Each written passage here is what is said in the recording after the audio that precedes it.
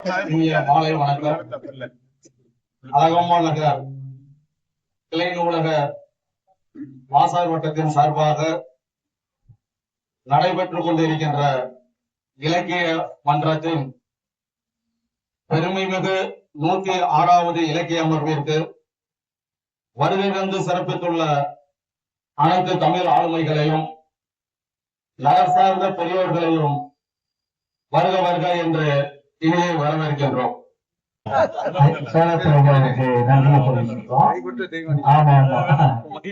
இனிமையான இன்றைய மாலை பொழுதும் ஒரு அருமையான ஒரு நம்முடைய அழகம்மாள் நூலகத்திலே ஒவ்வொரு புதன்கிழமையும் ஒரு 3 பேரோ 4 பேரோ பேச வச்சு அழகு பார்க்கிற உன்னதமான ஒரு தலைவராக நம்மளுடைய தனபால் ஐயா இருக்கிறாரு.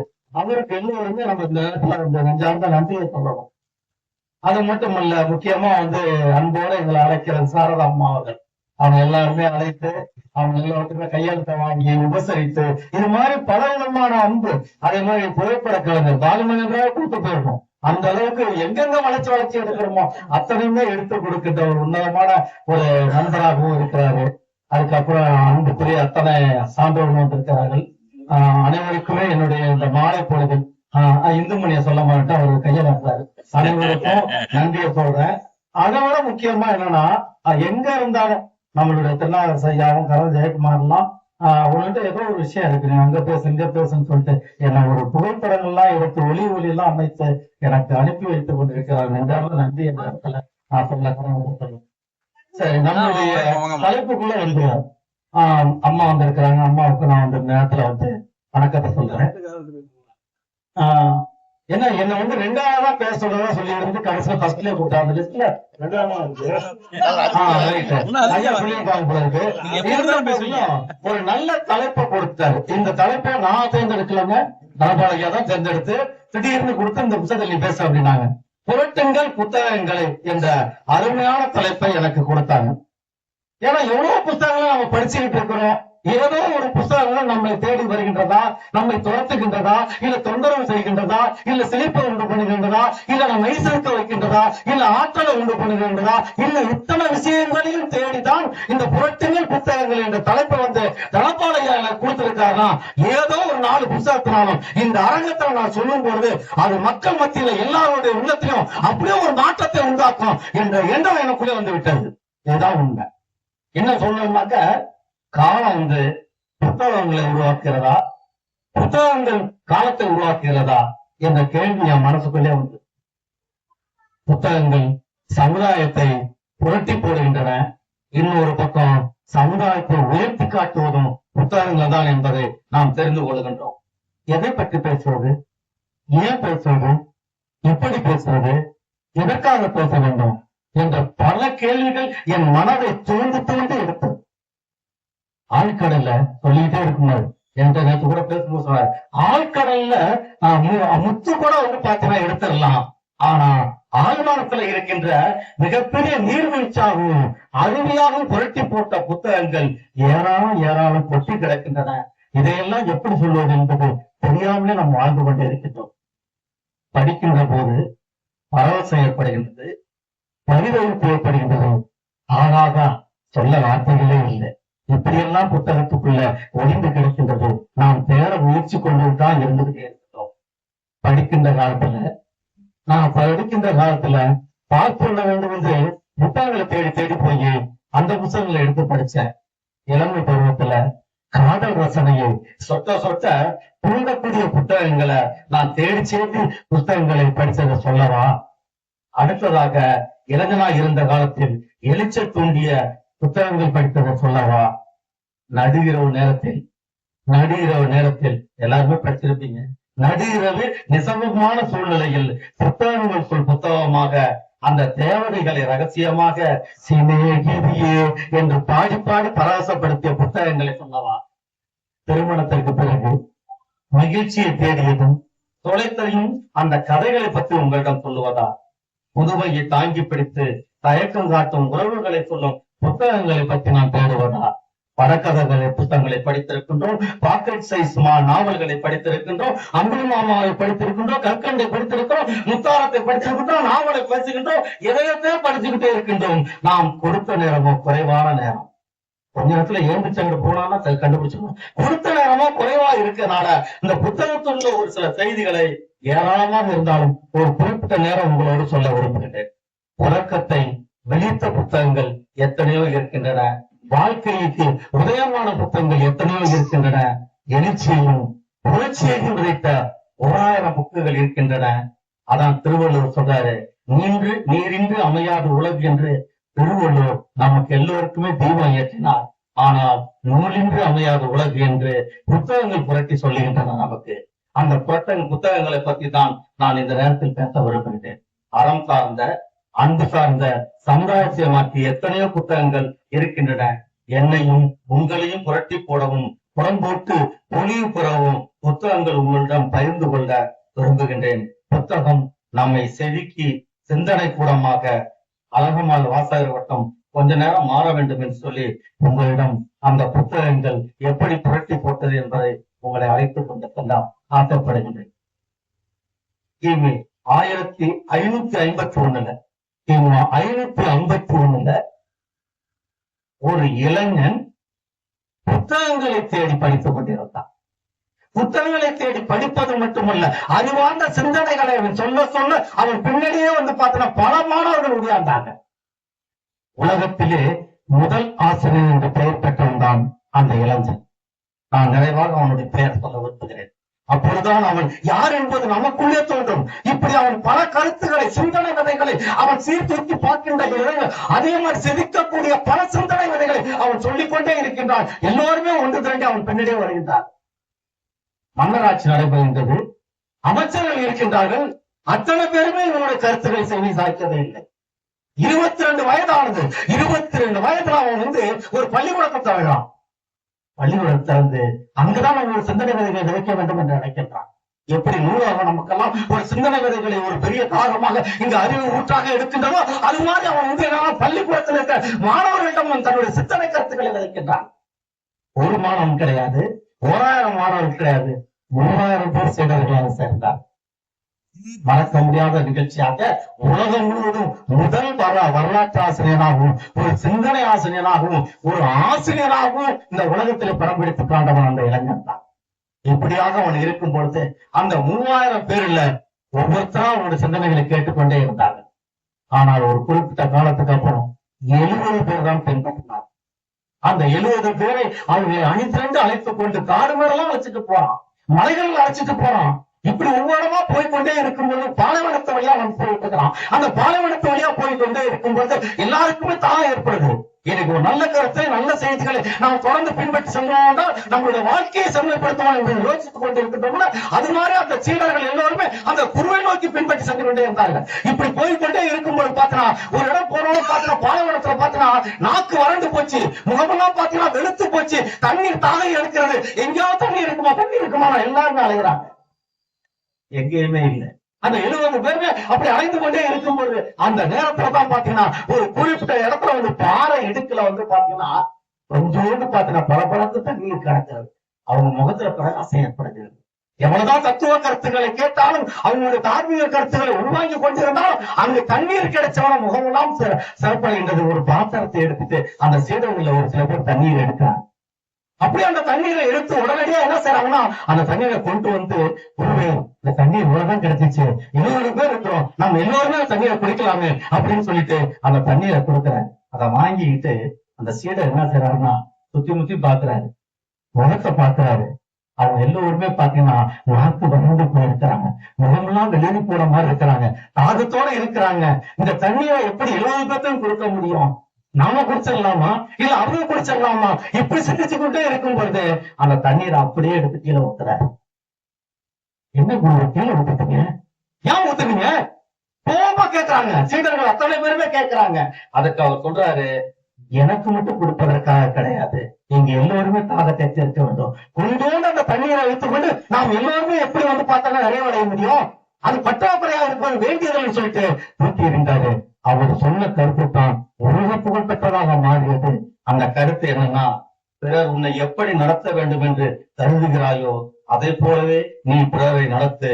நீ எப்படி மதிக்கப்பட வேண்டும் என்று கருதுகிறாயோ, நீ எப்படி மற்றவர்களால் நடத்தப்பட வேண்டும் என்று விரும்புகிறாயோ அது போலதான் நீ மற்றவர்களை நடத்து என்ற அந்த தத்துவத்தை உலகிற்கு முதல் சொன்ன ஒரு மிகப்பெரிய தத்துவ ஞானி என்ன யார் என்றால் சீன நாட்டிலே பிறந்த கன்பூசியஸ் என்ற மிகப்பெரிய புகழ்பெற்ற தத்துவ ஞானி என்று இது உலகமா பரவலிச்சு. ஒரு லீடர்னா எப்படி இருக்க வேண்டும், ஒரு தலைமை பண்பா எப்படி இருக்க வேண்டும், ஒரு தன்னிகரன்னா ஒரு பாத்திரா பொதுநல சொத்து நோக்கத்தோட நானும் தாகமா இருந்தா சரி என்னோட சீடர்களே இல்லைன்னு போது நான் மட்டும் சுயநலத்தில் இருக்கக்கூடாதுங்கிற ஒரு மிகப்பெரிய ஒரு பண்புகளை சொன்னவன் தான் அந்த கன்பூசியஸ். அவன் இறந்த பிறகு 19 புத்தகங்கள் எடுத்தார். அந்த 19 புத்தகங்களையும் அவருடைய மாணவர்கள் தான் எழுதினார். அந்த பள்ளிக்கூடத்தோட இங்கே அந்த 10 எழுதினார்கள். அதில் அனலெக்ஸ் அப்படிங்கிற புத்தகம் தான். அனலெக்ஸ் என்ற புகழ்பெற்ற நூல் தான் அவரது மாணவர்களால் தொகுக்கப்பட்ட அருமையான நூல். இன்னைக்கு உலகம் முழுவதும் அந்த சீன நாட்டிலே கன்பூசியஸோட தத்துவங்கள் மிகப்பெரிய மலர்ந்திருக்கு என்பதை எல்லோருமே நாம் படித்திருக்கின்றோம். இன்னைக்கு அந்த கன்பூசியஸ் சொன்ன அந்த தத்துவ திட்டங்கள் 10 ரூபாய்க்கு இருக்கின்றன, 15 ரூபாய்க்கு இருக்கின்றன. தமிழ்நாடு முழுவதும் பல பதிப்புகள் போட்டிருக்காங்க. நாம் அனைவருமே அந்த புத்தகத்தை புரட்டு போலதான் பல தத்துவ கருத்துக்கள் நம் வாழ்க்கையில உள்வாங்க முடியும் என்பதுதான் இந்த புத்தகத்தை நான் போனேன். அடுத்தது 2வது புத்தகம். ஒரு 4 புத்தகத்தோடு நிறைவு செய்து கொள்றேன். 2வது புத்தகத்தை எடுத்தோம்னா நாம் எல்லோரும் படிக்க வேண்டிய முக்கியமான புத்தகம், அவசியமாக படிக்க வேண்டும். அந்த புக்கு தான் 7 தலைமுறைகள். ஆங்கிலத்துல ரோட்ஸ் எழுதிய புத்தகம். வேர்கள் என்ற பெயர் சொன்ன அந்த புத்தகம் அலெக்ஸ் கேலி எழுதியது. அந்த அலெக்ஸ் கேலி எழுதிய அந்த புகழ்பெற்ற புத்தகம் உண்மை சம்பவங்களை எல்லாத்தையுமே உருட்டி எழுதப்பட்ட அந்த புத்தகம். மெய்சிலிருக்கின்ற புத்தகங்கள். அமெரிக்க நாட்டிலே இந்த அலெக்ஸ் கேலி எழுதிய அந்த புத்தகம் 7 தலைமுறைகள் என்ற புத்தகம் பார்த்தா அந்த உலகத்திலே புரட்டி போட்ட அந்த புத்தகம். யாருக்கு கிடைச்சாலும் அந்த புத்தகத்தை எதிர் வெளியீடு வெளியிட்டு இருக்கிறாங்க. தமிழில் எழுதப்பட்டுள்ள அந்த புத்தகத்தை யாருனாலும் வாங்கி படிச்சு பாருங்க. அந்த மாதிரி அமெரிக்காவுடைய மிகப்பெரிய அதிர்வலையை உண்டு பண்ணதுதான் அந்த 7 தலைமுறை என்ற புத்தகம். அது என்னதான் இருக்கின்றது?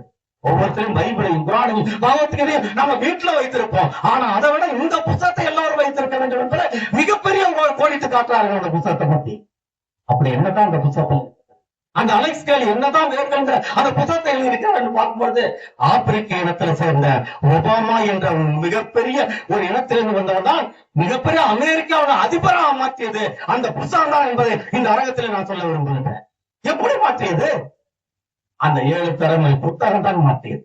அதைத்தான் தலப்பாளையா நீ புத்தகத்தை புரட்டுங்கள் என்ற ஒரு புத்தகம் எடுத்துக்கொள்ள என்று சொல்லி மிகப்பெரிய ஒரு ஆசையை சூண்டியதால்தான் இந்த மாதிரி புத்தகங்களை உங்கள் முன்கொள்ள ஆசைப்படுகின்றேன். அப்படிதான் அந்த புத்தகத்துல என்ன சொல்லி இருக்குன்னா, அமெரிக்க தொலைக்காட்சியில பல வருடங்களாக ஐயா பயங்கரமா தொலைக்காட்சியில நாவலை வெளியிட்டாங்க.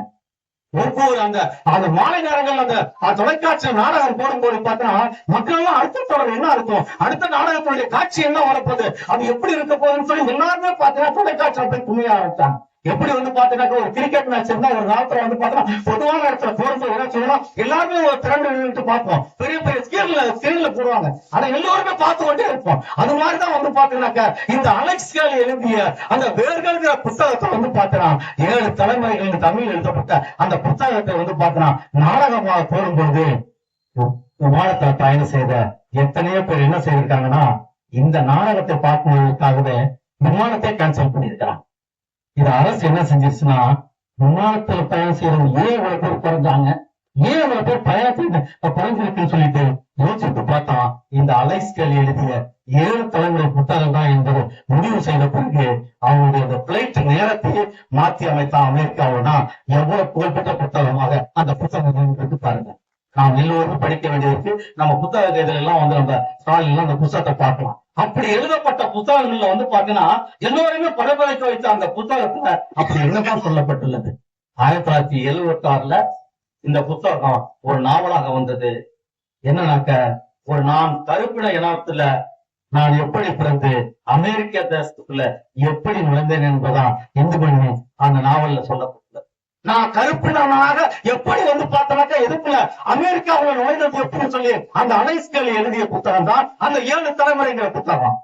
அந்த 7 தலைமுறைங்கிற புத்தகத்துல என்னதான் சொல்லி இருக்கின்றது, சிறுவனா இருக்கிறான், ஆப்பிரிக்காவில இருக்கிறான், அடிமையாக விற்கப்படுறான். அந்த அடிமையாக விற்கப்பட்ட பிறகு ஒரு செல்வந்தர் வீட்டுல வேலை பார்க்கிறான். கொடுமைனா கொடுமையை தாங்க முடியல, சொல்லனா துயரங்களை அனுபவிக்கிறான், என்னால அடியே தாங்க முடியலங்கிறான். அந்த காலத்துல அப்படித்தான் வந்து பாத்தீங்கன்னா கொடுமைப்படுத்தப்பட்டாங்க. அவன் அந்த கொடுமை தாங்க முடியாம சொல்லனா துயரத்துல இருக்கும்போது இவனை இனிமே வைத்துக் கொள்ளக்கூடாதுன்னு அந்த செல்வந்தரை முடிவு பண்ணிட்டு அவனை கொண்ட பக்கத்துல இருக்கிற தன்னுடைய செல்வந்தருடைய தம்பி வீட்டுல கொண்ட விட்டுறான். தம்பி வீட்டுலதான் அவனுக்கு ஒரு வாழ்க்கை மலர்கிறது. அங்க வேலை செஞ்சுக்கிறதே ஒரு வேலைக்கார பெண்மணி. அந்த பொண்ணை காதலிப்பான், அந்த பொண்ணை திருமணம் செய்து கொள்றான். அவங்க 2 பேரும் திருமணம் செய்து கொண்ட பிறகு அவங்களுக்கு ஒரு குழந்தை பிறக்கிறது. அந்த குழந்தை வந்து பாத்தீனாக்க அவனும் அடிமையாக விற்கப்படுகின்றான். அவன் தொழிலாளியிடம் அடிமையாக விற்கப்படுகின்றான். இப்படி ஒவ்வொருத்தராக படிப்படியாக அடிமைகளாக ஒவ்வொரு தலைமுறையும் 6 தலைமுறை வந்த பிறகு 7வது தலைமுறையில தான் அமெரிக்காவில ஒருத்தன் பிறக்கிறான்.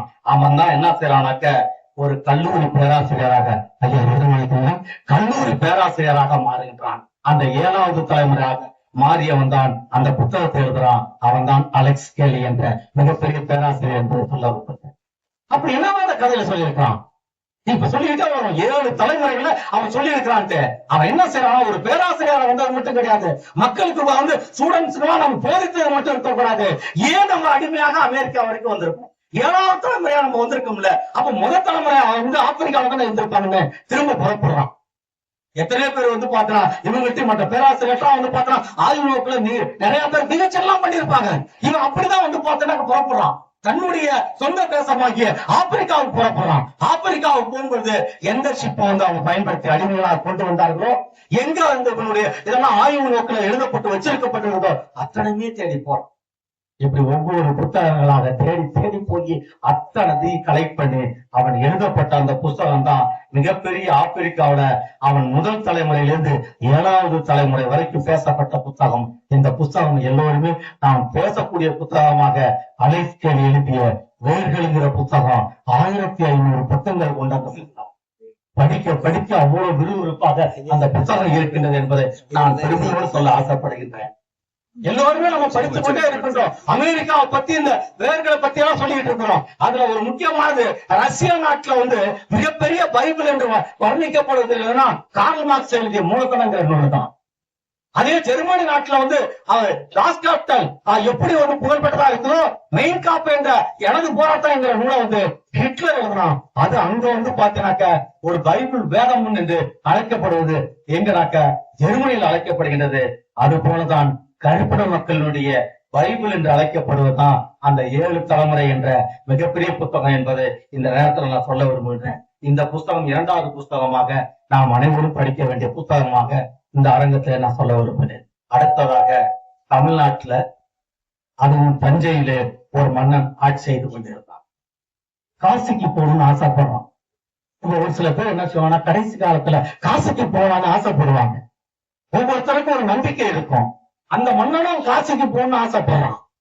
அதே மாதிரிதான் பார்வதி பரமசிவன் இந்த இடத்துல இடையில ஒரு கதையை சொல்லிடுறேன். பார்வதி பரமசிவனும் வந்து பாத்தீங்கன்னா காசியில போய் வந்து ஒவ்வொருத்தரும் மூலிகை எழுந்திருக்கிறாங்களே, அவங்க மூலிகை எழுந்திருக்கும் போது அது எதற்காக மூலிகை எழுந்திருக்கிறான்னு சொல்லி அந்த பார்வதியை வந்து பரமசிவன் கேட்டுக்கிட்டே இருக்கிறாரு. அப்ப பார்வதி கிட்ட வந்து பரமசிவன் சொல்றாரு, அதுல மூலிகை எழுந்திருச்சா நம்ம வந்து பாவங்கள்லாம் கரைக்கப்படும். அதுக்குதான் கடைசி காலத்துல எல்லா கடமும் எப்படி மெத்தாவுக்கும் எருசலேத்துக்கும் அதே மாதிரி பாத்தீங்கன்னா பெத்லகேமுக்கு போற மாதிரி காசிக்கு இந்துக்கள் போறதுக்கு காரணம் என்னன்னா தன்னுடைய பாவங்கள்லாம் கரைக்க வேண்டும் அப்படிங்கிற கடைசி காலத்துல எல்லா சமூகங்களும் எல்லாம் முடிந்த பிறகு அங்க போறாங்க. அது மாதிரி மொழி எழுந்திருக்கிறாங்கன்னு சொல்லி யார் சொல்றதுன்னா பார்வதி சொல்றேன், இத பரமேஸ்வரன் சொல்றாரு. எல்லாத்தையும் கேட்டுக்கிட்டே வந்த கேட்டுட்டே வரும்போது சரி வா நம்ம 2 பேரும் போய் பார்ப்போம்னு சொல்லிட்டு அவங்களுடைய அந்த புஷ்பகுமானத்துல வந்துகிட்டே இருக்கிறாங்க. அப்படியே வந்துகிட்டே இருக்கும்போது ஒரு குறிப்பிட்ட தஞ்சாவூருக்கு வந்த பிறகு தஞ்சாவூர்ல என்ன இவ்வளவு கூட்டமா இருக்கு எல்லாருமே கேட்கும் பொழுது சொல்றாங்க, அழகம்மா நூலகத்துல வந்து பாத்தீங்கன்னாக்க மிகப்பெரிய வந்து பாத்தீங்கன்னா புத்தக கண்காட்சி மாதிரி மக்கள் எல்லோரும் உட்கார்ந்து கேட்டுக்கொண்டு இருக்கிறாங்க என்று யார் சொல்றாங்க அந்த பரமேஸ்வரன் பார்வை சொல்லி பயங்கரமா இருக்குன்னு சொல்லிட்டு அடுத்ததா கொஞ்சம் தூரம் போறாங்க. கொஞ்ச தூரம் போனோம்னு பாத்தீங்கன்னா வரிசையா நின்றுகிட்டு நீங்க பாத்தீங்கன்னா ஒவ்வொருத்தரும் பாட்டிலும் கையுமா அங்கேயும் சொல்லியிருக்காங்க. என்னன்னு கேட்கும் பொழுது இது வந்து பாத்தீங்கன்னா தமிழ்நாட்டுல போதைப் பொருள் எல்லாம் எல்லாருமே பயன்படுத்திட்டு இருக்காங்க. அதுக்குதான் அந்த கடையில வரிசையா இருக்கிறாங்க. இதெல்லாம் வாங்கி குடிச்சுட்டு தாங்க இருக்காங்களா அப்படியே போறாங்களாம். ஒரு இடத்துல போனோம்னா பாத்தீங்கன்னாக்க அந்த இடத்துல கூட்டமான மாணவர்கள் விளையாடிட்டு இருக்காங்க. என்னன்னு கேட்கும்போது இது விளையாட்டு கூடனாங்க. இது வந்து பார்வதி பரமேஸ்வரன் சொல்லிட்டே கேட்கிறாங்க. 2 பேரும் கேள்வியும் பதிலும் விடை பகிர்ந்துகிட்டு காசியை நோக்கி விளையாண்டாங்க. நான் இன்னும் அந்த காசி கடைக்குள்ள வரல. அவன் வந்து அந்த படித்துறையிட்ட வந்து நிற்கும் பொழுது ஒவ்வொருத்தரும் மொழியை ஏந்திரிக்கிறான். மொழியை ஏந்திரிக்கும் பொழுது என்ன மொழியை ஏந்திரிக்கிறாங்க போது தன்னுடைய பாவமெல்லாம் செஞ்சு விட்டு அவங்க வந்து மொழியை ஏந்திரிக்கிறாங்களா, அவங்க பாவமெல்லாம் குறைக்கப்படுகின்றது என்று யார் சொல்றதுன்னா அந்த பரமசிவன் சொல்றாரு. பார்வதி கேட்கிறாங்க, அப்ப எல்லாரோட பாவமும் நீக்கப்படுகிறதா என்று கேட்கும்போது, சரி நம்ம அதை ஒரு டெஸ்ட் பண்ணி ஒரு நாடகம் மாதிரி நடத்துவோம் அப்படின்னு சொல்லிட்டு அந்த படித்துறையில நான் இறந்து போய் கிடக்கிறேன், நீ பக்கத்துல உட்கார்ந்துட்டு அந்த தலைவரி கோலமா கதறி அழு, இந்த காசியில யாரெல்லாம் உங்களை வந்து பரிசோதிக்கிறாங்கன்னு பார்ப்போம்னு சொல்லிட்டு தலைவரி கோலமா உட்கார்ந்துட்டு கதறி அழுகுறான். அங்கிருந்து ஒவ்வொருத்தரும் தண்ணி இந்த மூலிகை எழுந்திருக்கிறாங்க. எழுந்திருக்கும் போது என்னன்னு கேட்கும்போது, என் கணவன் இறந்துட்டாரு, அவர் ஈமச்சடங்கு பண்ணுவதற்கு பணம் இல்லை அப்படின்னு சொன்ன உடனே எல்லாரும் சொல்றாங்க, நாங்க வந்து அடக்கம் பண்றோம், வாங்க தூக்கிட்டு போங்கிறாங்க. இல்ல, சாக போறப்ப என்னுடைய கணவர் வந்து என்ன சொன்னாருனாக்க ரெண்டே இதை சொன்னாரு, யாரு பாவம் செய்யாம இருக்கிறாங்களோ அவங்க மட்டும்தான் அடக்கம் பண்ணணுமா. அப்படி பொய் சொல்லிட்டு என்ன அடக்கம் பண்ண வந்தாங்கன்னா ஏழை செல்வத்தின் நாயா பிறப்பாங்கன்னா தலையெல்லாம் வெடிச்சிருன்னு சொன்னோட எல்லாத்துக்குமே ஓடி போயிட்டாங்க. பாத்துக்கிட்டியா அப்படின்போது ஒரு கொடூரமான வீசகாரம் ஒருத்தன் வரான். கண்ணமெல்லாம் வந்து பாத்தீங்கன்னா கோப போல சிவப்பா இருக்குது, முகமெல்லாம் தடுவி வச்ச அம்மை தகுந்த உள்ள வரான். வந்தவன் கேட்கிறான், என்னமா உனக்கு என்ன நடந்துச்சு அப்படின்னு கேட்கிறான். என் கணவன் இறந்து போயிட்டாரு, அடக்கம் பண்ண காசு கிடையாது, ஒரு பணம் இல்லாம பத்து கிடக்க வச்சுக்கணும்னு நான் அடக்கம் பண்றேன் அப்படிங்கிறான். உடனே அந்த பார்வை சொல்றாங்க, இந்த மாதிரி கண்டிஷன்ல என் கணவன் சாக போறப்ப சொல்லிட்டு இறந்துட்டாருன்னு இருமா, அந்த கண்டிஷன்ல நானே காப்பாற்ற நேரா போய் அந்த காசில அந்த தண்ணீரை முழிட்டு ஏந்திரிச்சாராம். கொஞ்சத்துல பார்வதி பரமசிவன் ஆரம்பிச்சுட்டாங்க. யாருக்கு மட்டும் நம்பிக்கை இருந்தது, அந்த காசில இருக்கிற தண்ணீரை வந்து யாரோ ஒருத்தர் மட்டும் அந்த இளைஞருக்கு மட்டும் நம்பிக்கையை ஊட்டு பண்ணுது. வந்தவர்கள் அத்தனை பேருக்கு அந்த நம்பிக்கை இல்லாம போய்விட்டது. அதைதான் இந்த நம்பிக்கையோடு இந்த காசிக்குள்ள ஒரு மன்னன் தஞ்சாவூர்ல இருந்து போகிறான். ஒரு நம்பிக்கையோட பயணம் செய்து போறான். அங்கதான் வந்து பாத்தீங்கன்னா மார்க்கூஸ் அந்த காஸ்டிங் பிறகு வந்து அங்க பாக்குறான். சந்திக்கும் பொழுது மும்பைக்கு போயிட்டே இருக்கும்போது சந்திக்கலாம். சந்திச்ச பிறகு என்ன சொல்றாருன்னா, நீங்க உங்க தஞ்சை மாவட்டத்துல தமிழ்நாட்டுல திருக்குறள் எல்லாம் நிறைய படிக்கிறாங்க, நானும் ஆங்கிலத்துல படிச்சிருக்கிறேன், அதோட தமிழ் மூலத்தலமோ இல்ல வந்து பாத்தீங்கன்னா அதோட மூல நூல்களை எனக்கு ஏதாச்சும் கொடுக்க முடியுமா அப்படின்னு கேட்கும் பொழுது அந்த மன்னனுக்கு இது வரைக்கும் திருக்குறளே படிக்கல. நம்ம தஞ்சாவூர்ல இருந்த எத்தனையோ பேர் ஐயாக்கெல்லாம் தெரிஞ்சிருக்கோம், அந்த புஸ்தகமே அவர் பார்த்ததும் கிடையாது, படித்ததும் கிடையாது. அந்த இடத்துல சமீபமா அந்த மன்னன் என்ன சொல்றான், என்னதான் வந்து பாத்தீங்கன்னா தெலுங்குலையும் சமஸ்கிருதத்திலையும் மலையாளத்திலும் பல ஓலைச்சுவடிகள்லாம் இருக்குது, அந்த புத்தகத்துல வந்து நான் வந்து உங்களுக்கு அந்த திருக்குறள் இருக்கான்னு பார்த்துட்டு உங்களுக்கு கொடுக்கறேன்னு சொல்லிட்டு அவர்கிட்ட தப்பிச்சுட்டு நேரா காசி போயிட்டு நேரா தஞ்சாவூர் போறாரு. தஞ்சாவூருக்கு வந்த பிறகு அத்தனை புஸ்தகங்களையும் அந்த தெலுங்கு சமஸ்கிருதம் மராத்தி போன்ற மொழிகளில் எழுதப்பட்ட அத்தனை புத்தகத்தையும் ஒன்று திரட்டி ஒரு பெரிய அரண்மனை போன்ற நூல் நிலையத்தை உருவாக்கியவர் தான் மன்னர் சரபோஜி மன்னர் என்பது அவர் தோற்றியதுதான் சரஸ்வதி மகா நூலகம் என்பதை இந்த அரங்கத்துல சொல்ல விரும்புகிறேன். எங்கேயோ காசியில கிடைச்ச அந்த நம்பிக்கை பயணம் தான் இங்க ஒரு நூலகத்தை உருவாக்கினாரு. அந்த நூலகத்தை படிச்சனால்தான் இந்த இடத்துல நம்ம அழகம்மா நூலகத்தை அழகுபடுத்தி கொண்டிருக்கோம் என்பதை இந்த நேரத்துல அரங்கத்துல நான் சொல்ல விரும்புகிறேன். இப்படி எத்தனையோ செய்திகள் இருந்தாலும் நேரமும் சூழ்நிலையும் கருத்தில் கொண்டு 12வது படித்த பையன், எத்தனை பேர் பாட்டு நல்லா பாடுவாங்க, ஒரு சில பேர் பாட்டை பாழாப்படுத்துவாங்க, ஒரு சில பேர் என்ன செய்வாங்கன்னா பாட்டை ராகமாவும் கேட்பாங்க.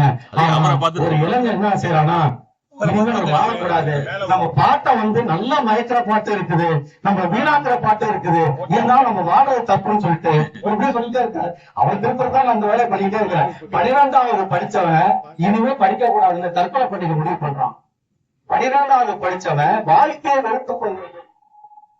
இதுதான் இந்த மாதிரி அவன் என்ன முடிவு பண்ணிட்டு தற்கொலை பண்ண முயற்சி செய்யும் பொழுது இனிமே நம்ம வந்து என்ன சாதிக்க போகிறோம், அது இல்லைங்க, அந்த அவர் பண்ண சேட்டைங்க, அதுதான் உண்மை.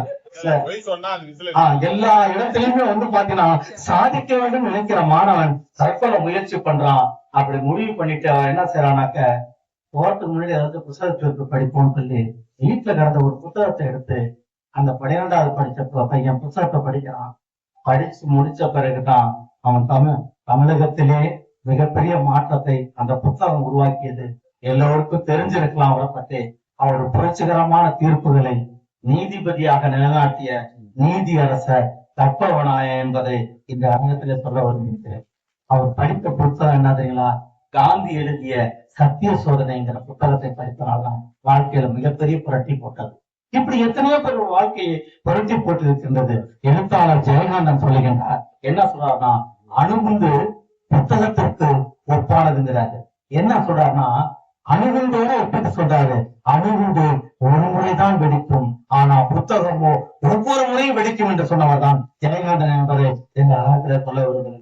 நாம் எந்த துறையை சார்ந்தவர்களாக இருந்தாலும் இங்க உட்கார்ந்திருக்கின்ற பெரியவங்களுடைய ஆசீர்வாதத்தினாலும் வழிகாட்டுதலால்தான் பல இடங்கள்ல என்னை பேசுவதற்கான அந்த பயிற்சியும் அந்த பாதைகளும் எனக்கு பயணமாக அமைந்து கொண்டிருக்கின்றன. இங்கு உட்கார்ந்து இருக்கின்ற எத்தனையோ பேரும் ஒவ்வொருத்தரும் ஓரான சிந்தனை உள்ளவங்க, பல துறையை சார்ந்தவர்கள். இந்த பழைய துறையை சார்ந்தவர்கள் எல்லாம் அந்த துறையை சார்ந்த அந்த மாதிரி புத்தகங்களை எடுத்து நாம் படிக்க வேண்டும். மாணவர்களுக்கும் அவங்களுக்கு பயனுள்ள புத்தகங்களை நாம் தேடி தேடி சொல்ல வேண்டும். ஒருவர் எத்தனை புத்தகங்களை படித்தார் என்பது வைத்துதான் அவர் வாழ்ந்த நாட்களை கணக்கிடப்படுகின்றன. நாம் அனைவருமே நாம் படிக்க வேண்டும். அது வாழ்க்கையில் அடையாளமாகவும் வாழ்ந்ததற்கு அடையாளமாகவும் மாறுவது புத்தகம் தான் என்பதை இந்த நேரத்துல சொல்லி நேரத்தின் அருமை கருதி ஈரோடு தமிழன் சொன்ன கைத்தொடரை பார்த்தா முடியுங்கிற ஈரோடு தமிழன் சொன்ன நிறைவான ஒரு செய்தியை சொல்லி ஐயா கணபாலையா முடிக்க விரும்புகிறேன். 10 பறவைகளோடு பழகிய நீங்கள் ஒரு பறவையாக முடியாது. 10 பறவைகளோடு பழகிய நீங்கள் ஒரு பறவையாக முடியாது. 10 நதிகளோடு பழகிய ஒரு நதியாக மாற முடியாது.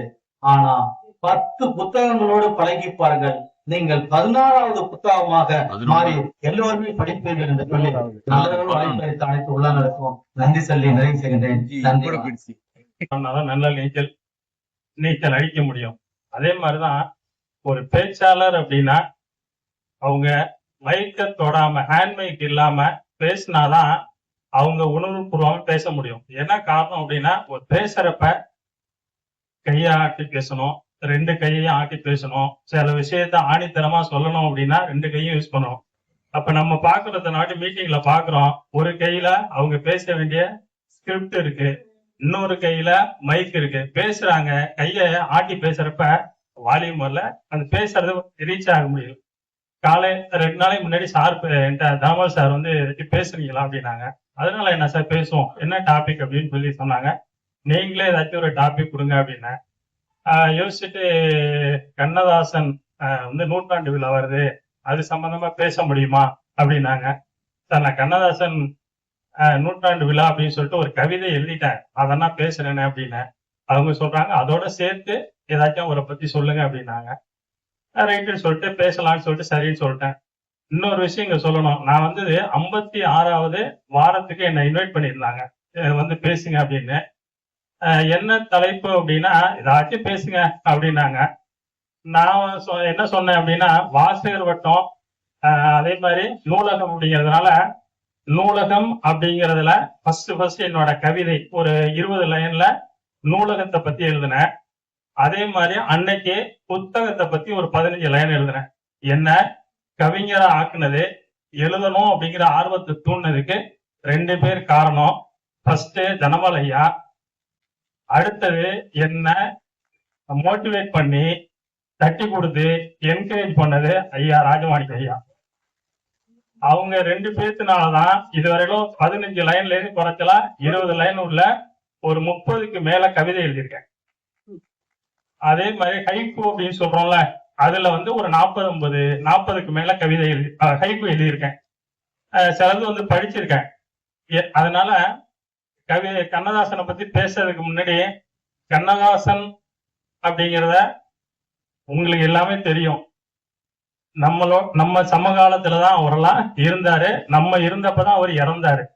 அவரை பத்தி கொஞ்சம் சொல்லிட்டு அதுக்கப்புறம் அவரு எழுதின பாட்டு நிறைய எழுதியிருக்காரு. 50,000 பாட்டுக்கு மேலையும் 4000 கவிதை காப்பியத்துக்கு மேல எழுதியிருக்காரு.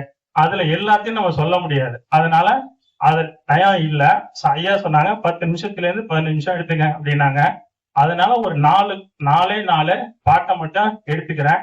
அதுக்கு முன்னாடி அவரை பத்தி சொல்லிட்டு நான் அடுத்தது என்ன செய்யறேன் அப்படின்னா, அவர் எழுதின திரைப்பட பாடல்ல எந்த சிச்சுவேஷன்ல எழுதினாரு, எழுதுறதுக்கு முன்னாடி அவர் என்ன மனநிலையில இருந்தாரு அப்படிங்கிறத ஒரு 4 பாட்டை மட்டும் சொல்லிக்கிறேன். அவரு கண்ணதாசன் ஐயா எப்ப பிறந்தார் அப்படின்னா, ஜூன் 24 1927 பிறக்கிறாரு. எப்ப மறைகிறார் அப்படின்னா, அக்டோபர் 17 1981. அவர் வாழ்ந்த வருஷம் வயது என்ன அப்படின்னா மொத்தம் 54 வருஷம் தான் அவரோட வயது. ஆனா அந்த 54 வயசுக்குள்ள எவ்வளவு எழுதியிருக்காரு, எவ்வளவு ஒரு சமுதாயத்தை புரட்டி இருக்காரு அப்படிங்கிறத நம்ம கண்கூடா பார்த்துட்டு இருக்கோம். அவரு காரைக்குடி பக்கத்துல சிறுகூடல்பட்டி அப்படிங்கிற ஊர்ல தான் பிறக்கிறாரு. அவங்க அப்பா பேரு சாத்தப்பன் செட்டியார், அவங்க அம்மா பேரு விசாலாட்சி. அவங்களுக்கு மொத்தம் எத்தனை பேர் அப்படின்னா குழந்தைங்க 10 பேரு. அந்த 10ல அவர் எத்தனாவது அப்படின்னா 8வது குழந்தையா பிறக்கிறாரு. அவரு இயற்பெயர் என்ன அப்படின்னா முத்தையா தான் அவரோட இயற்பெயர். வளர்க்குறப்ப அதிகமா இருக்கிறதுனால அவர் என்ன செய்யறாங்க அப்படின்னா தத்து கொடுக்குறாங்க. என்ன தத்து கொடுக்குறாங்க அப்படின்னா பள்ளியப்ப செட்டியாருக்கும் சிகப்பி ஆட்சி அப்படிங்கிறவங்களுக்கு என்ன செய்யறாங்க அப்படின்னா தத்து கொடுக்குறாங்க. அவங்க நாட்டுக்கோட்டை செட்டியார் அவங்க என்ன பண்ணுவாங்கன்னு தெரியும். எந்த ஒரு விஷயத்தையுமே சாதாரணமாக செய்ய மாட்டாங்க. எதை செஞ்சாலும் அதுல ஒரு வணிகம் இருக்கும், வர்த்தகம் இருக்கும். அவங்கள்ட்ட தான் நம்ம கத்துக்கிறோம்.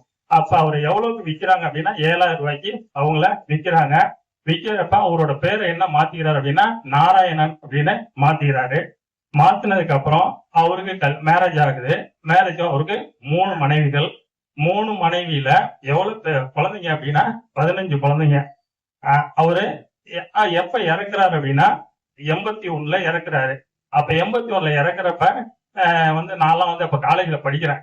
3 புருஷன் காலேஜ்ல 80-83 தான் நான் படிச்ச வருஷம். அப்பதான் இறக்குறாரு. இறக்குறப்ப அது அவரோட கடைசி படம் ரிலீஸ் ஆகுது. எந்த படம் அப்படின்னா 3ஆம் பிறை. அதையும் நாங்க என்ன பண்றோம் அப்படின்னா யாபா தேட்டர்ல பாக்குறோம். அதுல அவரோட டைட் மறைந்து அப்படின்னு சொல்லிட்டு வருது. அவரோட முதல் படம் எந்த வருஷத்துல ஃபர்ஸ்ட் அவர் எழுதுறாரு அப்படின்னா 1949ல அவரோட ஃபர்ஸ்ட் படம் கண்ணியின் காதலி அப்படிங்கிறது அவரோட படத்தோட தலைப்பு. அதுல என்ன பாட்டு அப்படின்னா கலங்காதிர் மனமே அப்படிங்கறதா அவரு ஆரம்பிக்கிறார். அதான் ஃபர்ஸ்ட் படம், ஃபர்ஸ்ட் பாட்டு, ஃபர்ஸ்ட் படம். அதே மாதிரி கடைசி என்ன அப்படின்னா 3ஆம் பிறை 1982. அதுல பாத்தீங்கன்னா கண்ணே கலைமானே. ஃபர்ஸ்ட் பாட்டையும் கடைசி பாட்டையும் அப்படியே கோயின்சைடு பண்ணி பாருங்களேன். கலங்காதிர் மனமே அப்படின்னு சொல்லிட்டு நம்மள என்ன செய்யறாரு அப்படின்னா கஷ்டப்படாத, கவலைப்படாத அப்படின்னு சொல்லிட்டு தட்டி கொடுக்குறாரு. கடைசி பாட்டு என்ன அப்படின்னா கண்ணே கலைமானே அப்படின்னு சொல்லிட்டு நம்மள தூங்க வைக்கிறாரு. அதுல பொம்பளை மட்டும்தான் பாடுவாங்க ஃபர்ஸ்ட் பாட்டுல. இதுல ஜேசஸ் மட்டும்தான் பாடுவார். இது ஒரு சிறப்பு. அடுத்து பாத்தீங்கன்னா மொத்தம் எப்ப அவர் இறக்குறாரு என்ன அப்படின்னா இல்லினாய்ஸ், அமெரிக்கால இருக்கக்கூடிய இல்லினாய்ஸ் அப்படிங்கிற மாகாணத்துல சிகாகோ அப்படிங்கிற இடத்துலதான் அவரு இறக்குறாரு. அவர் எப்படி இறக்குறாரு அப்படின்னா உங்களுக்கே தெரியும். இங்க வர்றாங்க, முடிஞ்சிச்சு. அடுத்தது அவரு நிறைய பாட்டு எழுதுறாரு. அவர் பாட்டு 5000 பாட்டு எழுதுறாரு அப்படின்னா அவரு டிக்ஷனரி மாதிரி. நம்ம டிக்ஷனரியில நம்மளுக்கு என்ன வேணுமோ அதை போனோம் அப்படின்னா கண்டுபிடிச்சுக்கலாம். புரியுதா? அதே மாதிரி நம்ம என்ன வார்த்தை வேணும், எதுக்கு மீனிங் தெரியணும் அப்படின்னா நம்ம டிக்ஷனரி போனோம் அப்படின்னா எடுத்துக்கலாம். அதே மாதிரி கண்ணதாசன் என்ன அப்படின்னா நம்மளுக்கு என்ன தேவையோ அவரை போய் பார்க்கலாம். அவர் பாட்டுல இருக்கும். வீரம் வேணுமா இருக்கும், விவேகம் வேணுமா இருக்கும், அழகு வேணுமா இருக்கும், கருத்து வேணுமா இருக்கும், பிலாசபி வேணுமா இருக்கும், இல்லாட்டினா சோகம் வேணுமா இருக்கும், தாலாட்டு வேணுமா, எல்லாமே இருக்கும். புரியுதா? அந்தந்த சிச்சுவேஷன்ல அவருக்கு என்ன அப்படின்னா சொன்னோம் அப்படின்னா எழுதி கொடுக்கக்கூடிய ஒரு அற்புதமான மனிதர் தான். என்ன அப்படின்னா அவரு வெத்தலை மட்டும் தான் போடுவாராம். வெத்தலை போட்டு பக்கத்துல கண்மணி சுப்பு இருப்பாராம். என்ன சிச்சுவேஷன் அப்படின்னு கேட்பாங்களாம். கேட்கிறப்ப ஸ்பான்டேனியஸா அப்படியே வந்துட்டே இருக்குமா.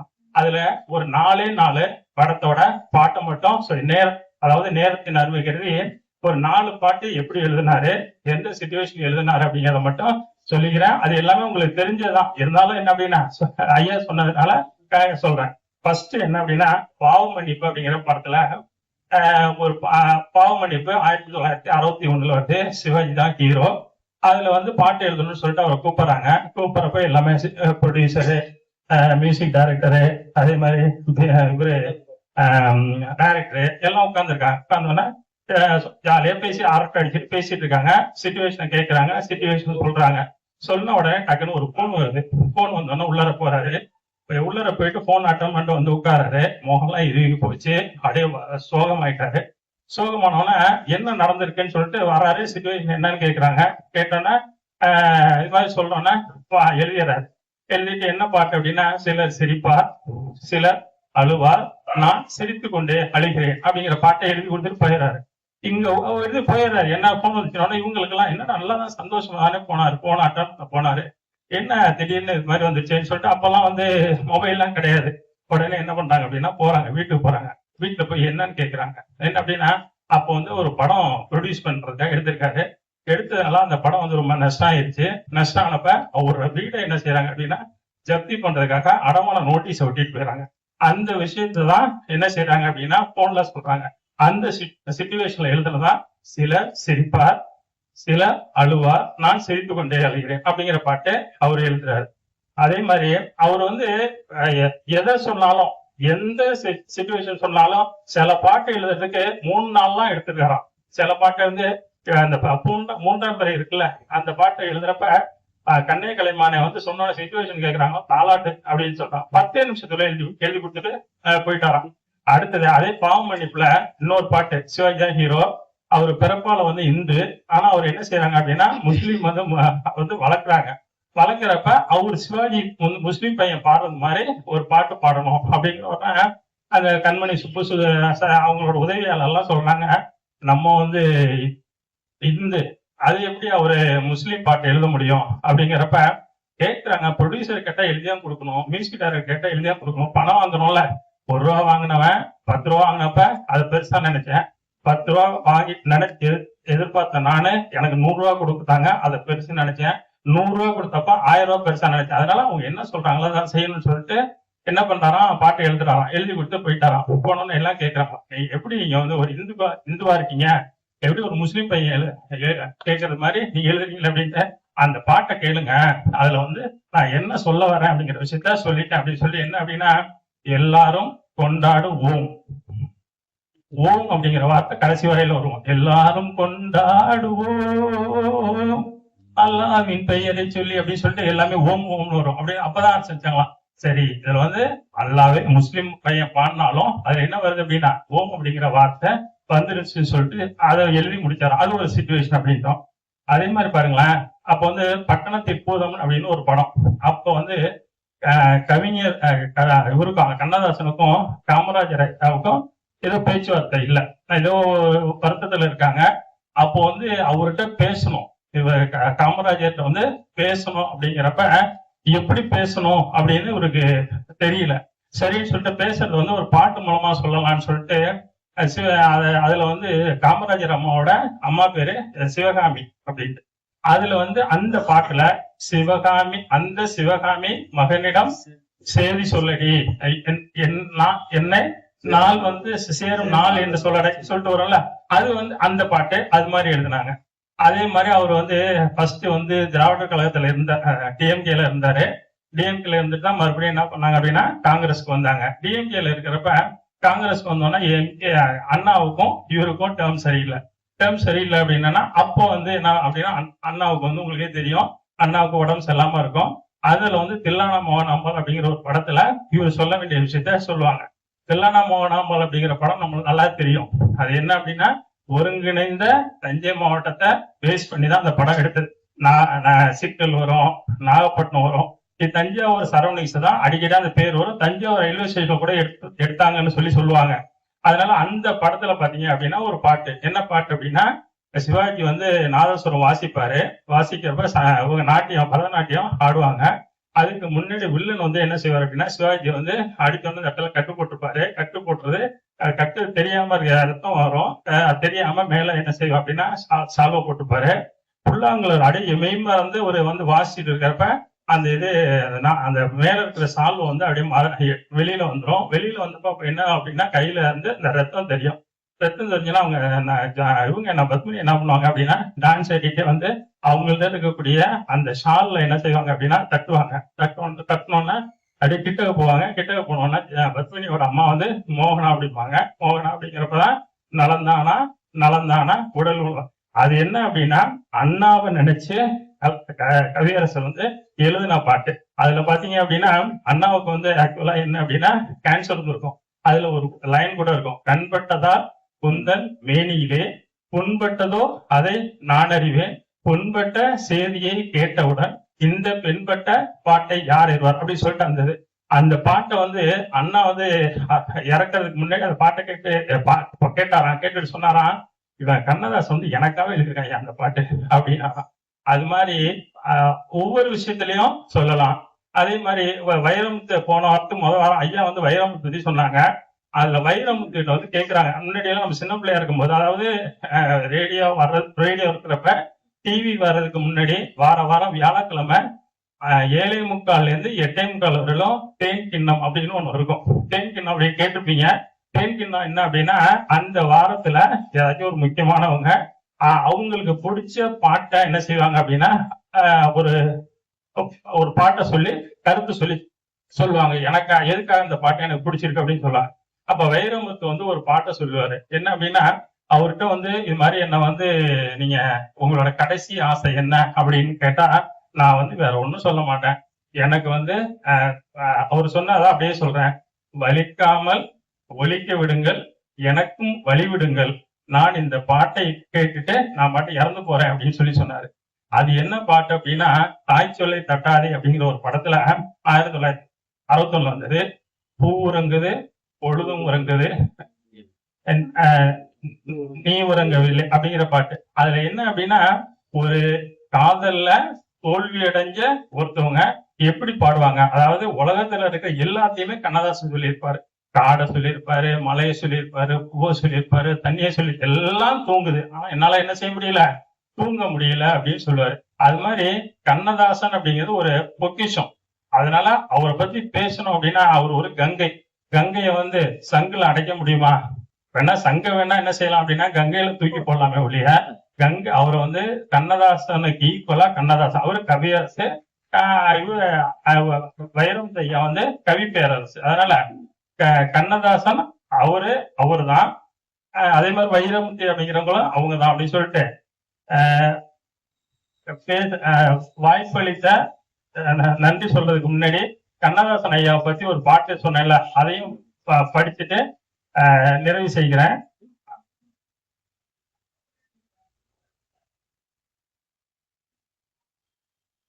கவியரசு, தலைப்பு கவியரசு.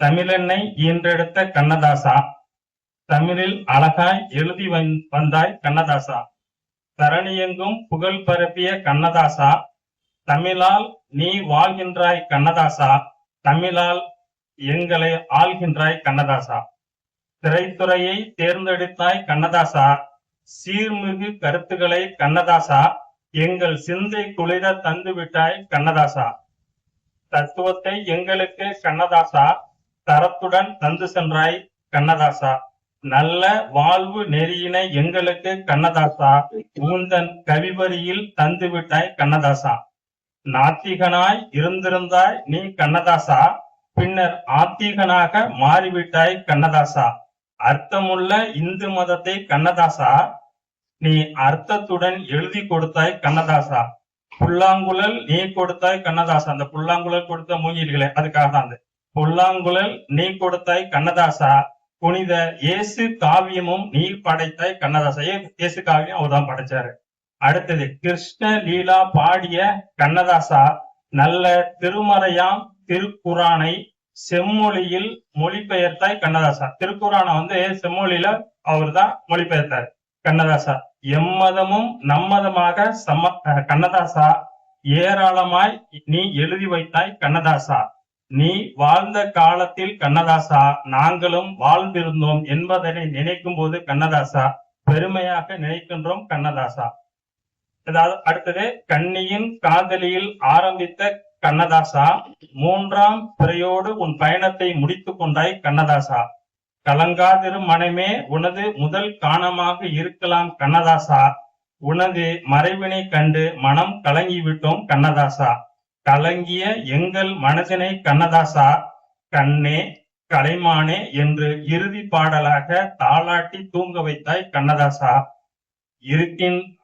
இருக்கின்றோம் கண்ணதாசா, உந்தன் பாடல்களை தினம் தினம் கேட்டபடி கண்ணதாசா. ரொம்ப நன்றி, கேட்டதுக்கு ரொம்ப நன்றி. வேற டாபிக் எல்லாம் பேசுறது இல்ல. சரி, இருப்பினும் வந்து ஒரே மாவை அரைக்க கூடாதுன்னு சொல்லிட்டு வந்த லைனுக்கு வந்து இருக்கு. எனக்கு வந்து அந்த இன்ஸ்பிரேஷனே யாரு அப்படின்னு கேட்டீங்கன்னா, போன வாரம் வந்து ஒரு டாக்டர் பேசினார், டாக்டர் அரவிந்தன் பேசினார். அவர் வந்து எங்க வீட்டுக்கு பக்கத்துல தான் அவர் குடியிருக்காரு. அப்ப நான் சாப்பிட்ட சொன்னப்ப அவசியம் இந்த வாரம் வந்துடுறேன் அப்படின்னு சொன்னேன். ஏன்னு கேட்டீங்கன்னா பக்கத்துல தான் இருக்காரு, ஆனா நான் அவரை பார்த்ததே இல்லை, அந்த டாக்டரை பார்த்தது இல்லை, ஆனா இதுலதான் நான் கேள்விப்பட்டோம்னா சரி வந்துருவோம் அப்படின்னு சொல்லிட்டு சொன்னேன். அவர் என்ன போட்டிருப்பாரு வாசல்லன்னு கேட்டீங்கன்னா ஒரு நிமிஷம் ஒரே ஒரு நிமிஷம் சொல்லிடுறேன். நாய்கள் ஜாக்கிரதைன்னு போட்டிருப்பாரு. நான் போறப்பெல்லாம் வந்து இவர் ஏன்னா அது நாய், அதாவது பிவேர் ஆஃப் டாக்ங்கிறத நாய்கள் ஜாக்கிரதைன்னு எழுதுறாங்க. இதை வந்து நாய்கள் உள்ளது ஜாக்கிரதைன்னு எழுதலாம்ல, காலத்துக்கு தகுந்த மாதிரி மாற்றிக்கொள்ளலாமே அப்படின்ட்டு இந்த கருத்தை இங்க சொல்லிடணும் எப்படியாவதுங்கிறதுக்காக வரணும்னு நினைச்சேன். என்னுடைய வாயில் வர முடியாத போயிடுச்சு. அப்புறம் சார் சொன்னாரு, சரி அவருதான் பகுத்தறிவுங்கிற தலைப்புல அவர் சொல்லியிருந்தாரு. ஒரு மருத்துவர் வந்து மருத்துவங்கிற தலைப்புல வரல. அப்பதான் சரி வேறு நம்ம மாத்தி பேசுவோம் அப்படிங்கிறதுக்காக தான் சரிட்டு தலைவர்களும் தலைமை பண்புகளுங்கிற தலைப்பு எடுத்துக்கிட்டேன். தலைமை பண்பு அப்படிங்கிறது, தலைமை பண்புன்னு ஒண்ணு இருந்தா மட்டும்தான் அவங்க தலைவர்களாக ஆக முடியும், இல்லைன்னா ஆக முடியாது. இப்ப தலைமை பண்புன்னு எடுத்துக்கிட்டீங்கன்னா நிறைய இருக்கு, நிறைய தலைமை பண்புகள் இருக்கு. அதுல என்னென்ன தலைமை பண்புகள் இருக்குங்கிறத சொல்லிட்டு அது தொடர்புடைய தலைவர்களை பத்தி கொஞ்சம் பேசலாம்னு இருக்கிறேன். தலைமை பண்பு அப்படின்னு நம்ம எடுத்துக்கிட்டோம்னு வச்சுங்களேன், விஷன்ங்கிறது ஒரு தலைமை பண்பு, அதாவது தொலைநோக்கு பார்வை. ரெண்டாவது எஃபெக்டிவ் கம்யூனிகேஷன், திறமையான தகவல் தொடர்பு. மூணாவது டிசிஷன் மேக்கிங், முடிவெடுத்தல். இந்த முடிவெடுத்தல்ங்கிறது மிக மிக முக்கியமானது. சில ஆளுமைகள்லாம் வந்து முடிவை சரியாம எடுக்காம வெவ்வேறு மாதிரியான சூழ்நிலைகள்லாம் உருவாகிவிடும். அதை இன்டெகிரிட்டி அண்ட் ஹானஸ்டி அப்படின்னு ஒரு தலைமை பண்பு, அதாவது நேர்மை மற்றும் நாணயம். எமோஷனல் இன்டெலிஜென்ஸ் அப்படிங்கிற ஒரு தலைமை பண்பு, அது உணர்ச்சிகள் நுண்ணறிவு. டீம் பில்டிங் எபிலிட்டி, அதாவது குழு உருவாக்கும் திறன். அதுக்கப்புறம் பாத்தீங்கன்னா ப்ராப்ளம் சால்விங் ஸ்கில்ஸ், அதாவது சிக்கல் தீர்க்கும் திறன் அப்படிங்கிறாங்க. அடுத்தது டெலிகேஷன், அதாவது பொறுப்புகளை பகிர்ந்தளித்தல், ஒருத்தவங்களே எல்லாத்தையும் வச்சிருக்காம பத்தப்பட்ட கொடுப்பது. அடுத்தது மோட்டிவேஷன், ஊக்கப்படுத்துதல்.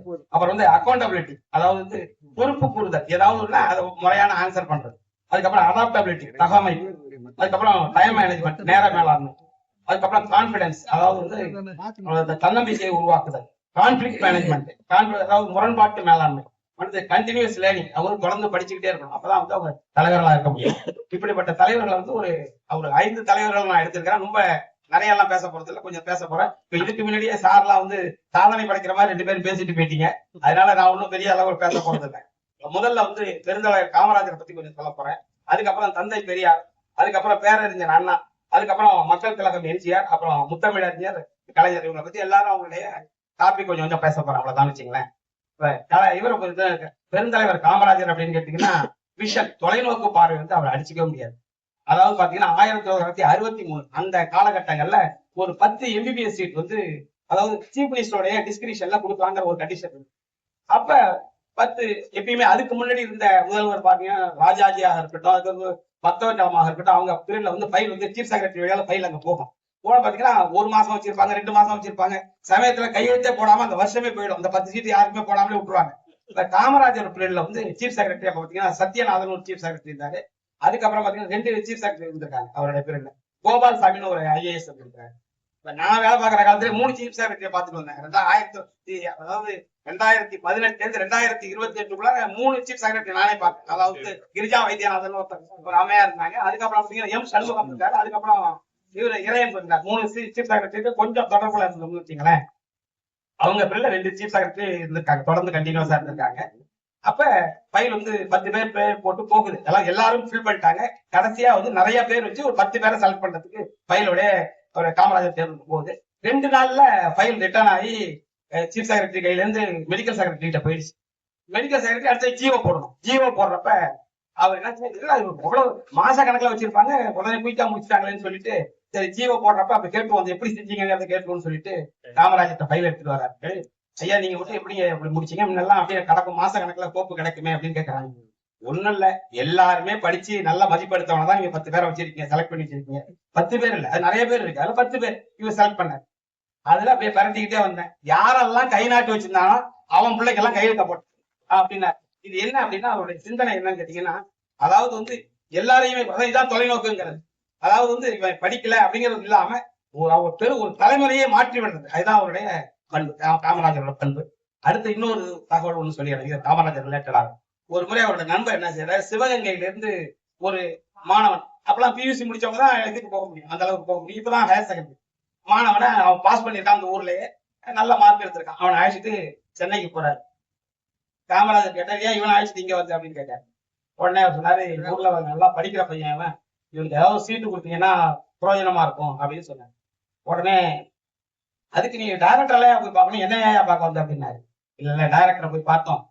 அப்போ வந்து இந்த பார்மசி சீட்டு 10 சீட்டு தான். அப்ப 10 சீட்டு முடிஞ்சிருச்சு, இந்த பையன் வந்து 13வது இடத்துல இருக்கான், இவருக்கு ஏதாவது கொடுத்தா பரவாயில்லையே அப்படின்னாரு. உடனே இவர் சொல்றதை பார்த்துட்டு அதுக்கப்புறம் அவர் இன்னும் ஒரு வார்த்தை சொன்னாரு, அது யாரும் தவறா எடுத்துக்கூடாது. இது இவங்க அப்பா வந்து வண்ணான் தொழில் செய்யக்கூடியவரு, அதனால வந்து இவன் தான் படிச்சிருக்கான், எனக்கு உதவி செஞ்சீங்கன்னா அந்த கிராமத்துக்கு செஞ்சது மாதிரி இருக்கும், அவங்க குடும்பத்துக்கும் பிரயோஜனமா இருக்கும் அப்படின்னு சொன்னோன்னே காமராஜ் வந்து இந்த இடத்துல தான் திங்க் பண்றாரு. பெருந்தலைவர் சொல்றாரு. உடனே இவரை கூப்பிடுறாரு, மெடிக்கல் டைரக்டரை கூப்பிடுறாரு. கூப்பிட்டு இவன் இந்த மாதிரி படிச்சிருக்கிறான், என்ன செய்யலாம் பாருங்க அப்படிங்கிறாரு. அவன் ஃபைனல் பண்ண உடனே 13வது இடத்துல இருக்காரு. 10 சீட்டு தான் முடிஞ்சு போச்சு, என்ன செய்யறது தெரியலையே அப்படின்னப்ப என்ன சொன்னாரு, ஒரு 3 சீட்டு வந்து இன்க்ரீஸ் பண்ண முடியுமா பாரு அப்படிங்கிறாரு. அப்ப 3 சீட்டு நம்ம இன்க்ரீஸ் பண்ணோம்னா வந்து இந்த கவுன்சிலுக்கு வந்து இது வாங்கணும், அப்ரூவல் வாங்கணும். அப்ப அதுக்கு வந்து ஒரு சீட்டுக்கு 5 லட்சம் வீதம் பணம் கட்டணும். அப்ப 15 லட்சம் பணம் கட்டணுமே அப்படிங்கிறாரு. இப்ப அந்த 15 லட்சத்தை பணத்தை நான் ஏற்பாடு பண்றேன், முதல் 3 சீட்டு வாங்குறதுக்கு ஏற்பாடு பண்ணுங்க அப்படின்னு சொல்றாரு. அந்த பையனுக்கு இந்த சீட்டை கொடுக்குறாரு. அப்ப சொல்றாரு, உன்னை அழைச்சிட்டு வந்ததுனாலயோ இவர் என்னுடைய நண்பருங்கிறதுனால உனக்கு சீட்டு கொடுக்கல, நீ படிச்சியங்கிறதுனால கொடுக்கல. உன்னுடைய அப்பா வந்து அந்த வண்ணான்கிற தொழில் செய்யறாருல, அடுத்த தலைமுறை வரும்போது ஒரு மெடிக்கல் ஆபீசர் குடும்பம்னு அந்த குடும்பம் மாறும், அந்த ஒரு காரணத்துக்காக தான் சீட்டை கொடுக்குறேன், நல்லா படிப்போம் அப்படின்னு சொல்லி அனுப்பிட்டாரு. இது வந்து ஒரு தலைவருடைய தலைமை பண்புல வந்து ஒரு விஷன், அதாவது தொலைநோக்கு பார்வை. அடுத்தது பேரறிஞர் அண்ணாட்ட வருவோம். பேரறிஞர் அண்ணா வந்து இதுக்கு முதல்வராகிறாரு. முதல்ல கார்ல வந்து செக்ரட்டரியேட்ல இறங்குறாரு. அப்ப சபாநாயகம்னு ஒரு ஐஏஎஸ், அவர் தான் சீஃப் செக்ரட்டரி, கதவை திறக்கிறாரு. உடனே அவரை கூப்பிட்டு இந்த வேலையை இனிமேல் நீங்க செய்யக்கூடாது, அதாவது வந்து நீங்க வந்து ஐஏஎஸ், உங்க இடத்துக்கு நான் எந்த காலகட்டத்திலயும் வர முடியாது, என் இடத்துக்கு நீங்க வேணா வந்துடலாம், முயற்சி செஞ்சீங்கன்னா வந்துடலாம், அதனால தயவு செய்து இந்த வேலையை செய்யாதீங்க அப்படின்னாரு. அவர் அதோட விட்டுட்டாரு வச்சுங்களேன். அதுக்கப்புறம்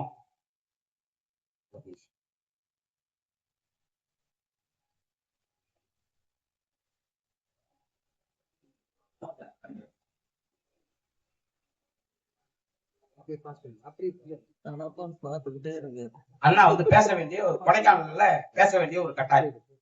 அப்ப வந்து என்ன செய்யறாங்க, சென்னையில இருந்து இதுல வந்துடுறாரு, அதாவது ட்ரெயின்ல கொடை ரோடு வந்துடுறாரு. கொடை ரோடுங்கிறது எங்க இருக்குன்னு கேட்டீங்கன்னா மதுரைக்கும் திண்டுக்கலுக்கும் நடுப்புற இருக்க. அங்க வந்து இறங்கிட்டாரு. இதுக்கு போகணும், கொடைக்கானலுக்கு போகணும். நேரம் ஆகிட்டே இருக்கு, அங்க கூட்டம் கூடிக்கிட்டு இருக்கு. ஆனா போகிறதுக்கு வழி இல்லாம சிரமப்பட்டுட்டு ஒரு அப்படியே ஒரே சிந்தனையிலே இருக்காரு. அப்ப ஒரு அந்த காலத்துல எல்லாம் பெரிய லாரி வந்து இந்த பர்கோங்கிற ஒரு இந்த லாரி இருக்கும், அந்த லாரி ஒண்ணு சரக்கை ஏத்திக்கிட்டு அப்படியே திரும்பின உடனே அவரோட பக்கத்துல யார் இருக்காருன்னா அன்றைய இளைஞரின் தலைவர் வந்து சீனிவாசன். இந்த சீனிவாசன்கிற பேரை கேட்டா நீ கூட வருத்த கூட வாய்ப்பு இருக்கும். என்ன காரணம்னா அவர் வந்து காமராஜரை தோற்கடித்தவர், அதனால வந்து அவர் சொல்றதுக்கு நானுமே கொஞ்சம் யோசிக்கிறேன். அவர் தான் அவரோட இருக்காரு. அவர் ஓடி போய் இந்த லாரியை நிறுத்தி, மேடைக்கு பேசணுங்க, எங்க கூட்டமா இருக்கு, நீங்க ஏத்திட்டு போகணும் அப்படின்னு கேக்குறேன். உடனே அந்த டிரைவர் என்ன சொன்னா, ஆமா பெரிய அண்ணாதுரை அப்படின்னா, ஆமாங்க அண்ணாதுரை தாங்க நிக்கிறாரு அப்படின்னு. அவனுக்கு அவன் பாக்கல, இது வரைக்கும் பேச்சதான் கேட்டிருக்கான், அவரை பாக்கல அப்படின்னு இவர் தாங்க நிக்கிறாரு அப்படின்னு சொன்னா உடனே ஏறிக்க லாரியில இருந்தான். 2 பேரும் ஏறி போறாங்க. மீட்டிங் அங்க 3 மணி நேரம் நடக்குது. 3 மணி நேரம் லாரியை ஓரமா போட்டு இந்த மீட்டிங்கை கேட்டு முடிச்சுட்டு அப்புறம் வந்து சரக்கை கொண்டு போய் அவரை டெலிவரி பண்றாரு. அது மாதிரி அந்த ஒரு தலைமை பண்பு அவர்கிட்ட இருந்துச்சு. அதுக்கப்புறம் பாத்தீங்கன்னு வச்சுங்களேன், அவரு முதல்வரா இருக்காரு. அவரை பார்க்க ஒரு வெளிநாட்டு பயணி ஒருத்தர் அங்க வர்றாரு. செக்யூரிட்டி கேட்ல வந்து வெளிநாட்டுக்காரன உள்ளார விட்டாரு. அப்ப அண்ணா என்ன செஞ்சிட்டு இருக்கிறாரு, ஒரு நம்ம இந்த கைப்பணி இருக்குல்ல அதை போட்டுட்டு பூவாளியில தான் தண்ணி, இப்பதான் வந்து நம்ம இந்த ஸ்பிரிங்லர் அதெல்லாம் இருக்கு, இப்போ இந்த பூவாளியில தண்ணி எடுத்து தெளிச்சுக்கிட்டு இருக்கிறப்ப அந்த இவர் வந்து ஹூயிஸ் அண்ணாதுரைனார். உடனே ஐஇஸ் அண்ணாதுரைனாரு. இவர் வந்து கொஞ்சம் புலமை வாய்ந்தவர்ல, ஐஇஸ் அண்ணாதுரைனார். உடனே அவன் வந்து ஐயாம் அண்ணாதுரை நாட் ஐஇஸ் அண்ணாதுரை. உடனே அவர் சொன்னார், ஐஇஸ் 9th அல்பபெட்னார். அதாவது வந்து 9வது இடம் சொல்லும் போது ஈஸை யூஸ் பண்ணலாம்லன்னாரு. உடனே அவன் சாரின்னா, I am not lorry to carry your சாரினாரு.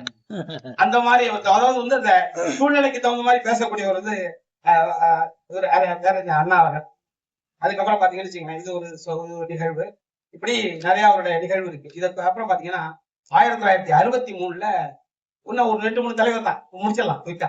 1963ல போப்ப பார்க்க போறாரு. எல்லாம் கேட்டுதான் கேட்டிருப்பீங்க. போப்ப பார்க்க போறாரு. போப்ப பாக்குறப்ப அவர் என்ன கேட்கிறாருன்னு கேட்டீங்கன்னா வந்து இந்த கோவாவில போராட்டத்துக்காக ஈடுபட்ட மோகன் ராடைங்கிற ஒருத்தர் வந்து சிறையில இருக்காரு, போர்ச்சுகல் சிறையில இருக்காரு, அவர் விடுதலை பண்ணணும் அப்படிங்கிறாங்க. விடுதலை பண்ணணும்னு சொன்னப்ப அவர் வந்து இதை கேட்டுக்கிட்டு சரி கேட்டுக்கிறாரு. கேட்டுட்டு அப்புறம் பிறகு வந்து அவர் அதுக்காக ரெக்கமெண்ட் பண்றாரு. அவர் அதுக்கு பிறகு அவர் விடுதலை செய்யப்படுறாரு. அவர் திரும்பிங்க நம்ம இதுக்கு வர்றாரு. 1969ல பிப்ரவரி மாசம் 3ஆம் தேதி அண்ணா இறந்தப்ப அது என்ன சொல்றாங்க, அந்த ரெக்கார்டு தான் உலக ரெக்கார்டு. அதாவது 15 பில்லியன் மக்கள் வந்து கூடினது அப்படின்னு சொல்றாங்க. 1.5 கோடி மக்கள் வந்து இந்த அவருடைய கடைசி ப்ரொசஷன்ல கூடினாங்கன்னு சொல்லிட்டு ஒரு இது இருக்கு. அதோடைய கின்னஸ் ரெக்கார்டு இன்னைய வரைக்கும் அது வந்து மாறவே இல்லை. அதான் வந்து ஹையஸ்ட். அவர் வந்து பார்க்க வர்றாரு. அவர் வந்து பார்க்க முடியல, இறந்துட்டாருன்னு சொன்னோன்னா அவர் போய் அவருடைய அந்த சமாதி இருக்குல்ல அதை மட்டும் பார்த்துட்டு அவர் போயிடுறாரு. இப்படி வந்து அதாவது தனக்காக மட்டும் இல்லாம மத்தவங்களுக்காக உழைக்கக்கூடியவராக இருந்தா மட்டும்தான் அவங்க தலைமை பண்போட அவங்க சிறந்து இருக்க முடியும். அடுத்து பெரியாரை பத்தி சொல்லிடுறேன், ஒரு சில வார்த்தைகள் சொல்லிடுறேன். நான் வந்து ஒரு ஸ்கூலுக்கு, மகளிர் ஸ்கூலுக்கு போயிருந்தேன். ஏன்னா தண்ணி கிண்ணி இல்லைன்னு சொன்னாங்கன்னா எங்களை தான் கூப்பிடுவாங்க. அந்த ஸ்கூல்ல தண்ணி இல்ல, போர் போடணும் அப்படி இப்படின்னா எங்களை கூப்பிடுவாங்க. அதனால திருவாரூர்ல ஒரு ஜிஆர்எம் ஒரு ஸ்கூலுக்கு போயிருந்தேன். அங்க தலைமை ஆசிரியருடைய ரூம்ல என்ன எழுதிச்சு, காற்றை அடக்கினால் உயிர் வாழ்க்கை, காத்திருக்க பழகினால் உயர் வாழ்க்கைன்னு எழுதிச்சு. தந்தை பெரியார் போட்டது. அப்ப அதை பார்த்த உடனே நான் தெரிஞ்சுக்கிட்டேன், சரி காற்றுதான் மூச்சு பயிற்சி தான், அது ஒன்றும் பிரச்சனை இல்லை. ஆனா காத்திருக்க பழகினாலுங்கிற வார்த்தை தான் வந்து நம்ம எங்கேயாவது போறோம், ஒருத்தவங்களை பார்க்க போறோம் அப்படின்னா, ஒரு அதிகாரியை பார்க்க போறோம் அப்படின்னா கொஞ்சம் மேகட்டு, அதாவது இல்லைன்னாலோ ஒரு மீட்டிங்ல இருந்தாலோ அவர் வேற ஒரு டிஸ்கஷன்ல இருந்தாலும் கொஞ்சம் பொறுத்து இருந்தோம்னா நம்ம காரியத்தை முடிச்சுட்டு வரலாம் அப்படிங்கறத அன்னைக்குதான் தெரிஞ்சுக்கிட்டேன். அதுல இருந்து வந்து அந்த இதை ஓரளவு ஃபாலோ பண்ணுவோம்னு வச்சுக்கலாம். அதுக்கப்புறம் பிறருக்கு மதிப்பு கொடுக்கறதுல அவர் அடிச்சுக்கவே முடியாது. அந்த காலத்துல வந்து அவரு லெட்டர் கொடுத்தாங்கன்னா எல்லாருக்குமே வந்து அந்த கடிதத்துக்குரிய மதிப்பை கொடுத்துட்டு இருந்தாங்க அந்த கவர்மெண்ட்ல. அதாவது அவரை பார்க்க ஒரு பெரிய அதிகாரி ஒருத்தர் வராரு, வந்துட்டு முன்னாடி நிறைய பேர் உட்கார்ந்துருக்காங்க. அவர் என்ன ஒரு டிரான்ஸ்பருக்காக வந்திருக்காரு. அப்ப பெரியாருக்கு முன்னாடி என்ன செய்து கால் போட்டு உட்கார்ந்துருக்காரு. அப்ப மணியம்மை அவங்க சொல்றாங்க, என்ன முன்னாடி கால் போட்டுருக்காரு? இல்ல அதெல்லாம் ஒண்ணும் பெருசு பண்ண வேண்டிய இல்ல, அவருடைய காலை அவர் போட்டு உட்கார்ந்துருக்காரு, இதுக்காக நம்ம ஒண்ணும் அதை அவரை தடை பண்ண வேணாம், அதுக்காக நம்மளால வந்து துவேஷம் காட்ட வேணாம்னு சொல்லி அவர் அந்த இடத்துல சொல்லி முடிக்கிறாரு. இது எதெல்லாம் எது காட்டுதுன்னு கேட்டீங்கன்னா, அதாவது வந்து நம்ம என்ன செய்யணுமோ அந்த இதை நோக்கி நம்ம போய் பயணிக்கணும். இது அவங்களுடைய இண்டிவிஜுவலுடைய அவங்களுடைய குறைபாடை வைத்துக் கொண்டு அவங்களுக்கு எந்த இதையும் நம்ம தடை செய்யக்கூடாதுங்கிற ஒரு பெருந்தன்மையை தான் காட்டுது. அதுக்கப்புறம் இவருக்கு வரேன், அதாவது எம்ஜிஆருக்கு வர்றான்னு வச்சுங்களேன், மக்கள் தலைவர் எம்ஜிஆர். இவர் வந்து முதல்ல சீஃப் செக்ரட்டரியா செலக்ட் ஆகி வந்துட்டாரு. வந்த உடனே அவருடைய காரை வந்து நான் தான் ஓட்டுவேன், நீ தான் ஓட்டுவேன்னு சொல்லிட்டு நிறைய டிரைவர் வந்து போட்டி போடுறாங்க. போட்டி போடுறப்ப அவர் எல்லாத்தையும் இந்த சலசலப்பு அவருடைய காதுக்கு வந்துருச்சு. நேரம் எல்லாரையும் கூப்பிட்டு, அப்பா நீங்க எல்லாம் வந்து நீ தான் வர நான் தான் வரேன்னு சொன்னீங்கன்னா நான் வந்து ஒத்துக்க மாட்டேன். எனக்கு வந்து என்னோட டிரைவர் வந்து தாமோதரன் இருக்காரு, அவர் மட்டும்தான் ஓட்டணும், மத்தவங்க எல்லாம் வந்து எனக்கு ஓட்டினா சரியா வராது. இப்படி நீங்க ஏதாவது முரண்பாடு இருந்தீங்கன்னா என்னுடைய சொந்த காரை நான் பயன்படுத்திக்கிறேன், எனக்கு அரசாங்க கார் வேணாம் அப்படின்ட்டு. உடனே அவரை போய் யாரும் எழுந்து பேசுவா, உடனே சரின்ட்டாங்க. தாமோதரங்கிறவர் தான் ஒரு டிரைவரா வச்சு ஓட்டிக்கிட்டு இருந்தாரு. தாமோதரங்கிற டிரைவர் தான் அவர் உபயோகப்படுத்துவார். அவர் தான் வந்து அவருக்கு நம்பிக்கையான டிரைவர். அவர் வந்து ஒரு மகளுக்கு, அவர் வந்து கும்பகோணம் தான், அவருடைய மகளுக்கு திருமணம் நிச்சயம் வச்சிருக்காரு. முதல்வர்கிட்ட கொடுக்குறாரு. அவர் சொன்னாரு, என்னால வர முடியாது, நான் வந்து உனக்கு என்ன பணமோ அது வந்து என்னோட பீரியட்ட சொல்லிட்டு வாங்கிட்டு நீ திருமணத்தை பாருட்டார். உடனே அவர் சரி பெரிய லெவல்ல சொல்லும்போது அவர் அமைதியா லீவை போட்டு வந்து திருமணத்தை நடத்திக்கிட்டு இருக்காரு. 9 to 10 திருமணம் நடந்து முடிஞ்சிருச்சு. ஒரு 11 மணிக்கு எஸ்ஆர் ராதன் அமைச்சர், அவருக்கு மட்டும் தகவல் வருது எம்ஜிஆர் வராரு. அவர் உடனே செஞ்ச முக்கியமான அந்த அரசு அதிகாரிகள் நிர்வாகிகள் எல்லாம் அழைச்சிட்டு மண்டபத்துக்கு வந்துட்டாரு. வந்தோடனே பின்னாடியே எம்ஜிஆர் வந்துட்டாரு. வந்தோடனே மணமக்கள் வந்து அவருக்கு மற்ற மகிழ்ச்சி டிரைவருக்கு. உடனே மணமக்கள் வந்து காலில் விழுந்தாங்க. காலில் விழுந்தோடனே என்ன ஒரு 10,000 ரூபாய் தக்க எடுத்து பொண்ணு கையில கொடுத்தாரு. அந்த மாப்பிள்ளைக்கு வந்து தான் கழுத்துல போட்டு ஒரு செயின் எடுத்து அப்படியே மாப்பிள்ளைக்கு போட்டார். போட்டுட்டு வாழ்த்தினார். சொன்னார், நான் வரேன்னு சொல்லியிருந்தானா நீ வந்து உனக்கு என்ன செய்யறதுன்னே தெரியாம ஒழுங்கா செஞ்சிருக்க முடியாது, அதனாலதான் அதை சொல்லல அப்படின்னு சொல்லிட்டு சொல்லி முடிச்சாரு. அது வந்து இது ஒரு நேர மேலாண்மை, ஒரு டைம் மேனேஜ்மெண்ட், ஒரு இவங்களுக்கு தலைவர்களுக்கு உள்ள ஒரு டைம் மேனேஜ்மெண்ட். அதுக்கப்புறம் கல்லூரியில பேச போறாரு. கல்லூரியில ஆண்டு விழாவில பேச போறாரு. அதுல வந்து மாணவர்கள் அமர்ந்திருக்கிறாங்க, அதே நேரத்துல அவங்களுடைய பெற்றோர்கள் அமர்ந்திருக்கிறாங்க.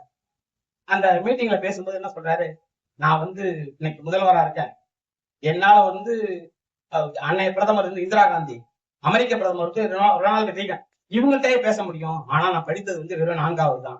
அதனால வந்து என்னால சிறப்பா இயங்க முடியல. எனக்கு கிடைக்காத கல்வி வந்து உங்களுக்கு எல்லாம் கிடைச்சிருக்குது, அதனால நல்லா படிங்க அப்படி சொல்லி அவரை ஊக்கப்படுத்துறாரு. ஊக்கப்படுத்திட்டு இந்த கல்வி எனக்கு இருந்துச்சுன்னா நான் எங்கேயே போயிருந்திருப்பேன், வறுமையின் காரணமாக 4வதோட நான் நிறுத்திட்டேன். எனக்கு வந்து காமராஜர் போல ஒன்றவர் வந்து சாப்பாடு போட்டுனாங்கன்னா நான் மேல நல்லா படிச்சிருந்திருப்பேன், எனக்கு வாய்ப்பு எல்லாம் போயிடுச்சு. அதனாலதான் நான் வந்து காமராஜரோட திட்டத்தை வந்து விரிவுபடுத்துறேன் அப்படின்னு சொல்லிட்டு நீங்க எல்லாம் நல்லா படிக்கணும்னு இந்த பெற்றோர்கள் எல்லாம் கையெடுத்து கும்பிட ஆரம்பிச்சிட்டாங்க. அப்ப இவரே வந்து இவ்வளவு மோட்டிவேட் பண்றாரு அப்படின்ட்டு அவருடைய தலைமை பண்பு, அதாவது மோட்டிவேஷன் தான் வச்சுங்களேன். இப்படி இவங்க ஒவ்வொருத்தவங்களோட ஒரு தலைமை பண்போட தான் வாழ்ந்துட்டு இருந்திருக்கிறாங்க. அதுக்கப்புறம் அவரை பத்தி முக்கியமா ஒண்ணு சொல்லியே தீரணும். என்னன்னு கேட்டீங்கன்னா, கார்ல போறாரு, கார் போகும்போது முதல்வருடைய கார்லாம் வேகமா போகும்போது டிரைவருடைய ஓட்டுற பாங்கு பாத்தீங்கன்னா கூட்டம் இதா இருக்கா, அது ஸ்லோவா பண்றது எல்லாம் பாக்குறாரு. பார்த்தோன்னே சரி உங்களுக்கு ஏதாவது நல்லா பண்ணணும்டான்னு சொல்லிட்டு என்ன செய்யறாரு, இந்த பே கமிஷன் வருது. பே கமிஷன்ல என்ன செய்யறாருன்னு கேட்டீங்கன்னா, அதாவது மாற்ற முடியாத அளவுக்கு ஒரு வேலையை செஞ்சுட்டாரு. என்னன்னா, யூனிவர்சிட்டிக்கு என்ன பேயோ அந்த பே தான் உங்களுக்கு காலம் பூரா அதே தான் பே. அதாவது உதாரணமா சொல்ல போனோம்னா, ஒரு யூனிவர்சிட்டி வந்து 1600 4th குரூப்ல டிஎன்பிஎஸ்சி 4th குரூப்ல வரும். அது ஒரு 1600 பேர் எழுதுறா தேர்வு செய்ய போறாங்க அப்படின்னா வந்து 7 லட்சத்துல 8 லட்சம் பேர் எழுதுவாங்க. கிட்டத்தட்ட 700 பேருக்கு ஒரு ஆளா தான் தேர்வு செய்யறாங்க. அப்படியேப்பட்ட அவங்களுடைய ஸ்கேட்ல உள்ள ஒரு போஸ்ட் வந்து இந்த டிரைவர் கொடுத்தாரு. இதை வந்து அவங்க காலத்துக்கும் வந்து அவங்க எந்த பொறுப்புல தான் எந்த கட்சியை சார்ந்தவங்க அவங்க மறுக்க முடியாது. இதை வந்து எந்த மீட்டிங்லயும் இந்த ஓட்டுநர் சம்பந்தப்பட்ட எந்த மீட்டிங்கா இருந்தாலும் இந்த கதையை நான் சொல்லுவேன். ஏன்னு கேட்டீங்க, இந்த மாதிரி வாய்ப்பு வந்து யாருக்குமே கிடைக்காது. அந்த டிரைவரா அதாவது போதுமான அதாவது வந்து ஒரு 2 கேடர்ல வந்து ப்ரமோஷனே இருக்காது. அதாவது 2 கேடர் சொல்லிட்டு ஒரே ஒரு கேடர் தான் ப்ரமோஷனே இல்லாத ஒரே கேடர் வந்து டிரைவர் மட்டும்தான். அதாவது டிரைவரா இருப்பாரு, அதுக்கப்புறம் செலக்ஷன் கிரேட் ஆவாரு, அதே மாதிரி ஸ்பெஷல் கிரேட் ஆவாரு, அதுக்கப்புறம் சூப்பர் கிரேட் ஆவாரு. சப்போஸ் 30 வருஷம் வேலை பார்த்தாங்கன்னா மத்த எந்த போஸ்ட்டுக்குமே ப்ரமோஷன் இருக்கும். ஓஏ இருந்துச்சுங்க அவர் ரெக்கார்ட் கிளர்க்கா போவாரு. வாட்ச்மேன் இருந்துச்சுங்க ஓஏ ஆபீஸ் அசிஸ்டண்டா போவாரு, அதுக்கப்புறம் ரெக்கார்ட் கிளர்க்கா போவாரு. இது வாய்ப்பு இருக்கும். வேற ப்ரமோஷனே இல்லாத ஒரு போஸ்ட் தான் அதை வந்து அப்டேட் பண்ணது அவருடைய இதுதாங்க. இதை வந்து யாராலுமே மறுக்க முடியாது. அந்த சமுதாயமே உங்க மேல நன்றி கடனோட இருக்கணும். அதுக்கப்புறம் பாத்தீங்கன்னா அடுத்தது கடைசியா இருக்க கலைஞர் அவர்களை பத்தி சொல்ல போறேன். கலைஞர் அவர்கள் வந்து 96ல இருந்து 2001 ஆண்டாங்க. அதுக்கப்புறம் 2006ல இருந்து 2011 2 பீரியட்ல ஆட்சி செய்துட்டு இருக்காங்க. 2006ல இருந்து 2011 இவங்க ஆட்சி செய்து கொண்டு இருக்கிறப்ப வந்து மாநகர மேயரா வந்து முன்னாள் முதல்வர் ஸ்டாலின் அவர்கள் மேயரா இருக்காங்க. இப்ப மேயரா இருக்கிறப்ப என்ன ஒரு இஷ்யூ என்ன வருதுன்னு கேட்டீங்கன்னா, சென்னையில வந்து இந்த புதுப்பேட்டைங்கிற ஏரியாவில் வந்து முஸ்லீம் நண்பர்கள் நிறைய இருப்பாங்க. அப்ப மேயருக்கு என்ன சொல்லுவாங்க அப்படின்னு கேட்டீங்கன்னா, வணக்கத்திற்குரிய மேயர் அல்லது வணக்கத்திற்குரிய மாநகர தந்தைன்னு சொல்லுவாங்க. இப்ப அந்த முஸ்லீம் நண்பர்களா என்ன செய்யலாம், என்ன யோசிச்சாங்க அப்படின்னா, வணக்கத்திற்குரியவர் அல்லாஹ் மட்டும்தான், யாருமே கிடையாது. அதனால இந்த வணக்கத்திற்குரியவரை மாத்தணும்னு சொல்லிட்டு வெறும் கடிதமா வந்து தள்ளுது. எங்க வந்து எல்லா முதல்வருக்கு வந்து அந்த கோப்பு பூரா எங்க வருதுன்னு கேட்டீங்கன்னா, நகராட்சி நிர்வாகம் மற்றும் குடிநீர் வழங்கல் துறைக்கு வருது. அப்ப அந்த கோப்பெல்லாம் ரெடி பண்ணிட்டு நேரா வேற வழியே இல்லை. ஏன்னா வந்து ஒரு சமுதாயமே எதுக்குது, அப்ப என்ன செய்யறதுன்னே தெரியல. அப்ப கோப்பு வந்து முதல்வரோட இதுக்கு வருது. முதல்வர் எல்லா கடிதத்தையும் பாக்குறாரு. பார்த்துட்டு யோசிச்சுட்டு கடைசியா ஒண்ணு எழுதுறாரு, தமிழன் பயன்படுத்த தடை இல்லைன்னு எழுதுறாரு. அதாவது அவர் என்ன விளக்கம் என்ன சொல்றாரு அப்படின்னு கேட்டீங்கன்னா, இது வந்து ஒரு அரேபியன் வார்த்தையோ இல்ல ஒரு பாரசீக வார்த்தையோ இல்ல, இது ஒரு தமிழ் வார்த்தை. தமிழை வந்து தமிழன் பயன்படுத்துறதுக்கு எந்த தடையும் இல்லை அப்படின்னு கோப்பம் முடிக்கிறாரு. முடிக்கிறப்ப பாத்தீங்கன்னா முடிச்சுட்டு அதை வந்து விளக்கமா சொல்றாரு. இதையே மற்றவங்களுக்கு வந்து அந்த யாரெல்லாம் போட்டாங்களோ அவங்களுக்கு எல்லாம் வந்து முதல்வரோட கடிதம் சொல்லி இது போனோம்னா அவங்க எல்லாருமே அக்ரி பண்ணிட்டு அப்படியே விட்டுட்டாங்க. இது வந்து என்னன்னா ஒரு கான்ஃபிளிக்ட் மேனேஜ்மெண்ட். அதாவது வந்து நீங்க வந்து தக்க மேலாண்மை. அதாவது இவங்க ஒண்ணு சொல்லுவாங்க, அவங்க ஒண்ணு சொல்லுவாங்க, இதை எப்படி சால்வ் பண்றதுன்னா இதை மாதிரிதான் பண்ண முடியும். இப்படிப்பட்ட தலைமை பண்புகள் இருந்தால் மட்டும்தான் அவங்க தலைவர்களாக இருக்க முடியும். ஒரு சின்ன கதையை மட்டும் சொல்லிட்டு இந்த இடத்த நிறைவு செய்யறேன். ஒரு சின்ன கிராமம் இது. இந்த கிராமத்துல ஒரு மழை காலத்துல மழை பெஞ்சுக்கிட்டு இருக்கிறப்ப சின்ன வாய்க்கால் வழியால ஒரு சின்ன ஒரு நம்ம இது இருக்குங்களா, பனங்கொட்டை இருக்குல்ல, பனங்கொட்டையோட இது அந்த மிதந்து வருது. அது ஒரு இடத்துல ஒதுங்கி கிடக்கு. அந்த எப்படி இருக்குன்னு கேட்டீங்கன்னா, அதெல்லாம் முடியா இருக்கு, ஒரு பெரிய பனங்கொட்டையா இருக்கு. இதை பார்த்தோம்னா இந்த கிராமத்து மக்களுக்கு எல்லாம் ஒண்ணும் தெரியல, இது என்ன அது புதுசா அது வந்திருக்கு அப்படின்னு. உடனே என்ன செஞ்சாங்க, சரி நமக்கு எல்லாம் தெரியாது, நம்ம இவரை எல்லாம் தெரிஞ்ச ஏகாம்பரம்னா ஒருத்தர் உலாவிட்டு இருப்பாரு, அவரை கூப்பிட்டு கேட்டா அவர் தெரியும்னு சொல்லிட்டு அவரை கூப்பிட்டு வந்தாங்க. அவர் பார்த்தாங்க, இது ஒண்ணு இல்லைங்க, கரடி முட்டைலாம் போங்க அப்படின்ட்டாரு. எல்லாரும் போயிட்டாங்க. இப்படியே ஒரு சில நாட்கள் போயிட்டு இருக்குது. ஒரு அதே வாய்க்கால் வழியால ஒரு சின்ன தண்ணிப்பாம்பு குட்டி ஒண்ணு ஊருக்குள்ள இருந்துச்சு. இப்படி எப்படி ஓடுது, ஒண்ணு சைடு யாரையும் தொந்தரவு பண்ணல. இவங்க பார்த்தாங்க, என்னடா அது இப்படி போயிட்டு இருக்குது, எனக்கு தெரியல, பார்க்காத ஒண்ணு புதுசா வந்து இருக்குது அப்படின்னு சொல்லி யோசிச்சுட்டு இருக்கிறாங்க.